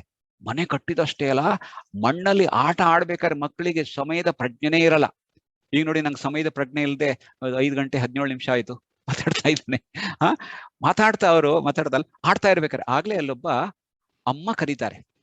ಮಕ್ಕಳ ಊಟಕ್ಕೆ ಹೊತ್ತಾಯ್ತು, ಎಲ್ಲಿ ಹೋಗಿದ್ರು, ಊಟಕ್ಕೆ ಬನ್ನಿ ಅಂದಾಗ ಆಗ್ಲೇ ಮಕ್ಕಳಿಗೆ ಗೊತ್ತಾಗೋದು ಅಮ್ಮ ಕರೆಯೋ ಮನೆ ಊಟಕ್ಕೆ, ಈ ಮನೆ ಆಟಕ್ಕೆ ಅಂತ ಹೇಳಿ ಆ ಕಟ್ಟಿದ ಮನೆನ ಥೈ ಅಂತ ಹೇಳಿ ಬೀಳಿಸಿ ಹೋ ಅಂತ ಓಡೋಗ್ತಾರೆ. ಅಲ್ಲೇ ಒಬ್ಬ ಅಜ್ಜೆ ಕೂತಿರ್ತಾನೆ. ಅವನು ಹೇಳ್ತಾನೆ, ಏ ಮಕ್ಕಳ, ನೀವು ಇಷ್ಟು ಚೆನ್ನಾಗಿ ಆಟ ಆಡ್ತಾ ಇದ್ರಲ್ಲ, ಮನೆ ಕಟ್ಟಿದ್ರಲ್ಲ, ನೀವ್ ಯಾಕೆ ಆ ಮನೆ ಕಟ್ ಮಾಡಿದ್ರಿ, ಬೀಳ್ಸಿದ್ರಿ ಅಂದಾಗ ಅವ್ನು ಹೇಳ್ತಾನೆ, ಓ ಅಜ್ಜಯ್ಯ, ಮನೆ ಕಟ್ಟೋದೊಂದು ಆಟ, ಬೀಳ್ಸೋದು ಇನ್ನೊಂದು ಆಟ ಅಂತ. ಹರಿದಾಸ್ ಸಾಹಿತ್ಯದಲ್ಲಿ ಹೇಳ್ತಾರೆ, ಆಡುವ ಮಕ್ಕಳು ಮನೆಯ ಕಟ್ಟಿದರು, ಆಟ ಸಾಕೆಂದು ಮುರಿದು ಓಡಿದ್ರು. ಅಂದ್ರೆ ಈ ಶರೀರ ಅನ್ನೋದು ಒಂದು ಮನೆನೇ, ಆದ್ರೆ ನಾವು ಚೆನ್ನಾಗಿ ಕಟ್ತೇವೆ. ಆದ್ರೆ ಈ ಮನೆ ನಮ್ದಲ್ಲ, ಅಲ್ಲಿದೆ ನಮ್ಮ ಮನೆ, ಇಲ್ಲಿ ಬಂದೆವು ಸುಮ್ಮನೆ ಅಂತೇಳಿ. ಅಲ್ಲಿ ಅಮ್ಮ ನಿಜವಾಗ್ಲು ಮನೆ ಕರೆದಾಗ ಈ ಮನೆಯನ್ನು ಸಂತೋಷವಾಗಿ ಬಿಟ್ಟು ಹೋಗ್ಬೇಕು. ಜಾತಸ್ಯ ಹಿ ಧ್ರುವೋ ಮೃತ್ಯು ಅಥವಾ ಪುನರಪಿ ಜನನಂ ಪುನರಪಿ ಮರಣಂ ಹೇಳ್ದಾಗೆ ಇಲ್ಲಿಂದ ಈ ಮನೆ ಬಿಟ್ಟು ಹೋಗ್ಬೇಕು ಅಂತ ಪಾಠ. ಇನ್ನೊಂದು ಹೇಳ್ತೇನೆ, ಕಟ್ಟೋದು ಒಂದು ಆಟ, ಬೀಳ್ಸೋದು ಇನ್ನೊಂದು ಆಟ ಅನ್ನೋದು ಒಂದಾದ್ರೆ ನಮ್ಮ ಸಂಸಾರವನ್ನ ಹೇಳ್ತಾರೆ. ಸಂತೆ ನೆರೆದೀತು ನಾನಾ ಪರಿ. ಆಮೇಲೆ ಒಬ್ಬೊಬ್ರು ಸಂತೆ ನೆರೀತೆ. ಹರಿದಾಸರ 2ನೇ ಸೊಲ್ಲು ಹೇಳುತ್ತೆ. ನಮ್ಮ ಜೀವನವನ್ನು ಹೇಳ್ತಾರೆ. ನಮ್ದು ವೈವಿಧ್ಯಮಯವಾದ ಜೀವನ ಇರುತ್ತೆ. ಕೆಲವೆಲ್ಲ ಸಂತೆಗೆ ಬರ್ತಾ ಒಂದೊಂದು ಗಂಟಿನ ಮೂಟೆ ಹೊತ್ಕೊಂಡು ಬರ್ತಾರೆ. ಸಂಜೆ ಒಳಗೆ ಅದನ್ನು ಮಾರಾಟ ಮಾಡಿ ಲಾಭ ಪಡ್ಕೊಂಡು ಹೋಗ್ತಾರೆ ಅಲ್ವಾ. ಆದ್ರೆ ಇಲ್ಲಿ ಅರ್ಥ ಏನು ಅಂದ್ರೆ, ಈ ಜನ್ಮಕ್ಕೆ ಬರ್ತಾ ನಮ್ಮ ಹಳೆಯ ಚಿತ್ತದ ಒಳಗೆ ನಮ್ಮ ಸ್ಟಾಕ್ ಎಲ್ಲ ತರ್ತೇವೆ. ಇಲ್ಲೆಲ್ಲ ಸಾಧನೆ ಮಾಡಿ, ಸೇವೆ ಮಾಡಿ, ಪ್ರೀತಿಯನ್ನು ಹಂಚಿ ಅದನ್ನೆಲ್ಲ ತಗೊಂಡು ದೇವರ ಅನುಗ್ರಹ ಪಡೆದು ಹೋಗ್ತಾರೆ ಒಂದು ರೀತಿ. ಇನ್ನೊಂದು ರೀತಿ ಜನ ಇರ್ತಾರೆ ಏನು ಗೊತ್ತಾ, ಅವರು ಬೆಳಿಗ್ಗೆ ಬರ್ತಾರೆ, ಸುಮ್ಮನೆ ಓಡಾಡ್ತಾರೆ, ಹೋಗ್ತಾ 5-10 ಗಂಟಿನ ಮುಟ್ಟೆ ಹೊತ್ಕೊಂಡು ಹೋಗ್ತಾರೆ. ಅದರ ಅರ್ಥ ಏನಂದ್ರೆ, ಇಲ್ಲಿ ಸುಮ್ಮನೆ ಬರ್ತಾರೆ, ಹೋಗುವಾಗ ಬೇಡದ ಕೆಲಸ ಮಾಡಿ 100 ಜನ್ಮಕ್ಕೆ ಸಾಕಾಗುವಷ್ಟು ಪಾಪದ ಗಂಟಿನ ಮೂಟೆ ಹೊತ್ಕೊಂಡು ಹೋಗೋ ಒಂದು ಕ್ರಮ ಇದೆ. ಇನ್ನೊಂದು ರೀತಿಯ ವ್ಯರ್ಥ ಜೀವಿಗಳು ಸುಮ್ಮನೆ ಬರ್ತಾರೆ, ಸುಮ್ಮನೆ ಹೋಗ್ತಾರೆ, ಅದು ಆಗದೆ. ಹಾಗೆ ಒಬ್ಬ ಕಳ್ಳ ಕುದುರೆ ಮರಿ ಕದ್ದು ಬಿಡ್ತಾನೆ, ಅದನ್ನ ಮಾರಾಟ ಮಾಡ್ಲಿಕ್ಕಾಗಲ್ಲ. ಬುದ್ಧಿವಂತರ ಒಂದು ಸಂತೆಯಲ್ಲಿ ಹೋದಾಗ ಬುದ್ಧಿವಂತ ಕೇಳ್ತಾನೆ, ಇದಕ್ಕೆ ಎಷ್ಟು ಬೆಲೆ, ತಳಿ ಬೆಲೆ ಅನ್ನೋ ಗೊತ್ತಿಲ್ಲ, ಅದು ಹೇಗೆ ರೈಡ್ ಮಾಡುತ್ತೆ ಅಂತ ಹೇಳಿ ಬುದ್ಧಿವಂತ ಹತ್ಕೊಂಡು ಹೋಗ್ತಾನೆ. ಬಾಕಿಯವರು ಕೇಳ್ತಾರೆ, ಏನೇ ವ್ಯಾಪಾರ ಆಯ್ತಾ? ನಾನೇನೋ ವ್ಯಾಪಾರಿ ಇದು ತಗೊಳ್ತಾನೆ ಅಂತ ಒಬ್ನಿಗೆ ಕೊಟ್ಟಿದ್ದೆ, ಅವನು ಹೋದನ್ ಬರ್ಲೇ ಇಲ್ಲ ಅಂತಾನೆ. ಆಗ ಯಾರಾದ್ರೂ ಹಾಗೆ ಕೊಡ್ತಾರೇನ? ಮತ್ತೆ ಎಷ್ಟು ವ್ಯಾಪಾರ ಆಯ್ತು, ಏನಾರು ಲಾಭ ಆಯ್ತು ಅಂದಾಗ, ಹೌದು ಲಾಭ ಏನೋ ಆಯ್ತು, ಏನ್ ಲಾಭ ಅಂದ್ರೆ ಎಷ್ಟು ಬೆಲೆಗೆ ಕೊಂಡ್ಕೊಂಡಿದ್ದೆ ಅಷ್ಟೇ ಬೆಲೆಗೆ ಕೊಟ್ಟೆ ಅಂತ. ಈಗ ವ್ಯರ್ಥ ಜೀವನ ಆಗ್ಬಾರ್ದು. ಹಾಗೆ ಮುಂದೆ ನಮ್ಮ ಭಕ್ತಿ ಹೇಗಿರ್ಬೇಕು ಅಂತ ಹೇಳ್ತಾರೆ. ನವವಿಧ ಭಕ್ತಿಯ ಒಂದು ಪರಿಚಯ ಮಾಡಿದೆ. ಒಂದು ಸನಕಾದಿಗಳ ತರ ಭಕ್ತಿ ಇರ್ಬೇಕು, ಸದಾ ನಮ್ಮ ಹರಿಧ್ಯಾನ ಮಾಡ್ತಾ ಇರೋದು, ಅದು ಕಷ್ಟ ಆಗ್ಬೋದು. ಇನ್ನೊಂದು ಜನಕನ ತರ, ಜನಕ ಮಹಾರಾಜ ಏನ್ ಮಾಡ್ತಾನೆ ಅಂದ್ರೆ, ಅವನ ಆಸ್ಥಾನದಲ್ಲಿ ಯಾಜ್ಞವಲ್ಕ್ಯ ಮಹರ್ಷಿಯ ಒಂದು ಆಧ್ಯಾತ್ಮ ಪ್ರವಚನವನ್ನು ಇಟ್ಕೊಳ್ತಾನೆ. ಯಾಜ್ಞವಲ್ಕ್ಯರು ಪ್ರವಚನ ಮಾಡುವ ಕಾಯ್ತಾರೆ ಯಾರಿಗೆ? ಜನಕ ಬರ್ಲಿ ಅಂತ ಹೇಳಿ. ಜನಕ ಅವನ ಕಾರ್ಯಬಾಹುಳ್ಯದಿಂದ ಸ್ವಲ್ಪ ವಿಳಂಬಿತನಾಗಿ ಬರ್ತಾರೆ. ಬಾಕರೆಲ್ಲ ಪ್ರಶ್ನೆ ಮಾಡ್ತಾರೆ, ನಮ್ಗೆ ಯಾಕೆ ಇಷ್ಟು ಕಾಯಿಸ್ತಾ ಇದ್ದೀರಿ ಅಂದಾಗ. ಆಗ ಅವನು ಹೇಳ್ತಾರೆ, ಸ್ವಲ್ಪ ಹೊತ್ತಿಗೆ ಒಬ್ಬ ಚಾರಣ ಓಡಿ ಬಂದು ಹೇಳ್ತಾನೆ, ಮಿಥಿಲೆಗೆ ಬೆಂಕಿ ಬಿದ್ದಿದೆ ಅಂತ. ಮಿಥಿಲೆಗೆ ಬೆಂಕಿ ಬಿದ್ದಿದೆ ಅನ್ನೋ ಶಬ್ದ ಕೇಳಿದ್ದೇ ತಡ ಇಲ್ಲಿದ್ದವರಲ್ಲಿ ಎದ್ದು ದಡ ಓಡೋಗ್ಬಿಟ್ರು. ಆದ್ರೆ ಜನಕರಾಜ ಹೇಳ್ತಾನೆ, ಹರಿದಾಸ್ ಸಾಹಿತ್ಯದಲ್ಲಿ ಬರುತ್ತೆ, ಮಮ ಕಿಂಚಿನ್ನ ದಹ್ಯತೆ. ಜನಕ ಅಂದ್ರೆ ಮಿಥಿಲಾ ಪಟ್ಟಣ ಅಲ್ಲ, ಹಾಗೆ ಮುಂದುವರಿಸಿ ಅಂತ ಮುಂದುವರಿಸ್ತಾ ಇರ್ಬೇಕಾಗಿದ್ರೆ, ನಂತರ ಮತ್ತೊಬ್ಬ ಸೇವಕ ಬಂದು ಹೇಳ್ತಾನೆ, ಅರಮನೆಗೆ ಬೆಂಕಿ ಬಿದ್ದಿದೆ. ಆಗ್ಲೂ ಹೇಳ್ತಾರೆ, ಅರಮನೆ ಅಂದ್ರೆ ಜನಕ ಅಲ್ಲ, ಮುಂದುವರಿಸಿ. ಅಕಸ್ಮಾತ್ ಖಜಾನೆಗೆ ಬೆಂಕಿ ಬಿದ್ದಿದೆ, ಶರೀರಕ್ಕೆ ಬೆಂಕಿ ಬಿದ್ದಿದ್ರು. ಆಗ ಅವನು ಹೇಳ್ತಾ ಇದ್ದ ಏನಂದ್ರೆ, ಈ ಶರೀರ ಅಂದ್ರೆ ಜನಕ ಅಲ್ಲ, ಹಾಗಾಗಿ ಅವನು ರಾಜರ್ಷಿ. ನಾವು ಹೇಳ್ತೇವೆ ಕೆಲವು ಸರಿ, ಡಾಕ್ಟ್ರೇ ನನಗೆ ನನ್ನ ಕೈ ಹೋದ್ರೂ ಪರವಾಗಿಲ್ಲ, ನಂಗೆ ಉಳಿಸಿ. ನನ್ನ ಕೈ ಸರಿ ಆದ್ರೆ ಕೈ ನಾನಲ್ಲ, ನನ್ನ ಮನಸ್ಸು ಬೇರೆ, ನಾನು ಬೇರೆ, ಮನಸ್ಸು ಬೇರೆ, ನಾನು ಬೇರೆ, ಬುದ್ಧಿ ಬೇರೆ, ನಾನು ಬೇರೆ, ಚಿತ್ತ ಬೇರೆ, ನಾನು ಬೇರೆ. ಹೌದಲ್ಲ? ಅರ್ಥ ಆಗ್ತಾ ಇದೆಯಾ? ಹಾಗೆ ಆ ನಾನು ಅನ್ನೋದು ಯಾರು? ಅದೇ ಆತ್ಮ. ಈ ಆತ್ಮವನ್ನ ಪರಮಾತ್ಮನನ್ನು ಸೇರಿಸ್ಲಿಕ್ಕೆ ಇರುವಂತ ಆ ಏನಾದ್ರೂ ಲಿಂಕ್ ಸಿಕ್ಬಿಟ್ರೆ ಅದು ಸರಳವಾಗಿದ್ದೆ ಅವನಂದ್ರೆ ಭಕ್ತಿ. ಅದಕ್ಕೆ ಪುರಂದರ ವಿಠಲನ ದಾಸರ ಸಂಗಡ ಪುತ್ರ ಮಿತ್ರ ಪಳತ್ರರಾಗಿ ಮಾಡ್ಬೇಕು ಅಂತ ಹೇಳಿದೆ. ಅಂಡದೊಳಗೆ ಆಡುತ್ತಾನೆ ಭಾನು. ಆ ಅಂಡದೊಳಗೆ ಆಡುತ್ತಾನೆ ಭಾನು ಅಂದ್ರೆ ಆ ಈ ಪಿಂಡಾಂಡ ಪುಟಾಣಿ ಮತ್ತು ಆ ಯೂನಿವರ್ಸಲ್ ಇದಕ್ಕೂ ಒಂದಕ್ಕೊಂದು ಸಂಬಂಧ ಇದೆ. ಹಾಗೆ ನಮ್ಮ ಇದನ್ನ ಮತ್ತು ಅದನ್ನ ಮಾಡ್ಬೇಕು. ಇದು ಅಂಡಾಂಡ ಇದ್ರು, ಇದು ಪಿಂಡಾಂಡ ಇದ್ರು, ಆ ಬೃಹತ್ ಯಾವುದು ಅಂದ್ರೆ ಆ ನಾರಾಯಣ. ಹಾಗೆ ಕುಂಡಲಿ ತುದಿಯೊಳಗಿದ್ದಾನೆ. ಅದನ್ನ ಅರ್ಥ ಮಾಡ್ಕೊಳ್ಳಿಕ್ಕೆ ಕುಂಡಲಿ ತುದಿಯೊಳಗಿದ್ದಾನೆ ನಮ್ಮ ಪುರಂದರ ವಿಠಲ ಪಾಲಿಸುತ್ತಾನೆ. ಆ ಹರಿಯ ಅನುಗ್ರಹದಿಂದ ನಾವು ಅದನ್ನ ಖಂಡಿತ ಪಾಲನೆ ಮಾಡ್ಬೋದು. ಇದ್ರ ಮುಂದೆ ಸ್ಲೈಡ್ಗಳು ತುಂಬಾ ಚೆನ್ನಾಗಿದೆ, ಇವತ್ತಿಗೆ ಸಾಕು ಆಯ್ತಾ. ಇಷ್ಟನ್ನ ಹೇಳ್ತಾ ನಮ್ಮ ಹರಿದಾಸ ಸಾಹಿತ್ಯ ಯೋಗಕ್ಕೆ ತುಂಬಾ ಸಂಬಂಧ ಇದೆ. ಅದನ್ನೇ ನಮ್ಮ ಹರಿದಾಸರು ಹೇಳ್ತಾರೆ, ತಿಳಿಸುವ ಮಾತಲ್ಲ ತಿಳಿಸದೆ ತಿಳಿಯುವ ಮಾತಲ್ಲ, ತಿಳಿಸದೆ ತಿಳಿಯೋದು ತಿಳಿಯದೆ ಹೊಳೆಯದು, ಹೊಳೆಯದೆ ಇಳಿಯದು ಇಳಿಯದೆ ಉಳಿಯೋದು, ತಿಳಿಸುವ ಮಾತಲ್ಲ. ಯಾವುದೇ ಒಂದು ವಿಷಯ ನೋಡಿ, ಯಾವುದನ್ನು ಕುರಿತು ನಮಗೆ ಹೇಳಲು ಬರೋದಿಲ್ವೋ ಅದನ್ನು ಹೇಳಲೇಬಾರ್ದು ಅಂತ ಹೇಳಿ ಯುರೋಪಿಯನ್ ತತ್ವಶಿತ ವಿಂಗ್ಸ್ಟಿನ್ ಅಂತ ಅವ್ರು ಹೇಳ್ತಾರೆ. ಅದು ನೆಗೆಟಿವಿಟಿ ಆಯ್ತು, ಹೇಳ್ಬೇಡ ನನ್ನಲ್ಲಿ ಇಡ್ಕೊ ಅಂತ ಹೇಳಿ. ಹರಿದಾಸನೇಲ ಅನುಭವಿಸಿದ್ದನ್ನ ತಿಳಿಸುವ ಮಾತಲ್ಲ, ಆದ್ರೂ ತಿಳಿಯುವ ಮಾತಲ್ಲ, ಆದ್ರೂ ನೀವು ತಿಳಿಸುವ ಪ್ರಯತ್ನ ಮಾಡು ಅಂತ ಹೇಳ್ತಾನೆ. ಒಬ್ಬ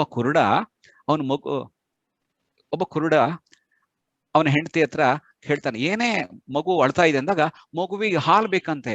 ಕುರುಡ ಅದೇನು ಗಮನಿಸ್ಲೇ ಇಲ್ಲ. ಏನದು ಹಾಲಂದ್ರೆ ಏನೋ ಗೊತ್ತಿಲ್ಲ ಅವನಿಗೆ, ಹೇಗಿರುತ್ತೆ ಅಂತೇಳಿ. ಅವನು ಹೇಳ್ತಾನೆ, ಏನದು ಹಾಲಂದ್ರೆ ಏನು ಅಂದಾಗ ಅವನು ಹೇಳ್ತಾನೆ, ಹಾಲಂದ್ರೆ ಬಿಳಿಯಾದ ಒಂದು ದ್ರವ.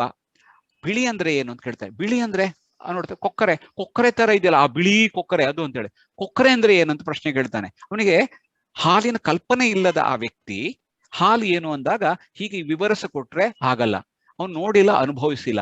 ಹಾಗೆ ಕೊಕ್ಕರೆಯಿಂದ ನೋಡಿ ಅಂತ ಹೀಗಿರುತ್ತೆ ಅಂತ ನೋಡ್ತಾನೆ. ಅವ್ನು ನೋಡ್ತಾನೆ, ಓ ದೇವ್ರೆ, ಇಷ್ಟು ದೊಡ್ಡದು ಈ ಕೊಕ್ಕರೆನ ಆ ಮಗುವಿನ ಬಾಯಿಗೆ ನುಗ್ತಾ ಇದೆ, ಅದಕ್ಕೆ ಅಳ್ತಾ ಇದೆ ಅಂತ ಹೇಳ್ತಾನೆ.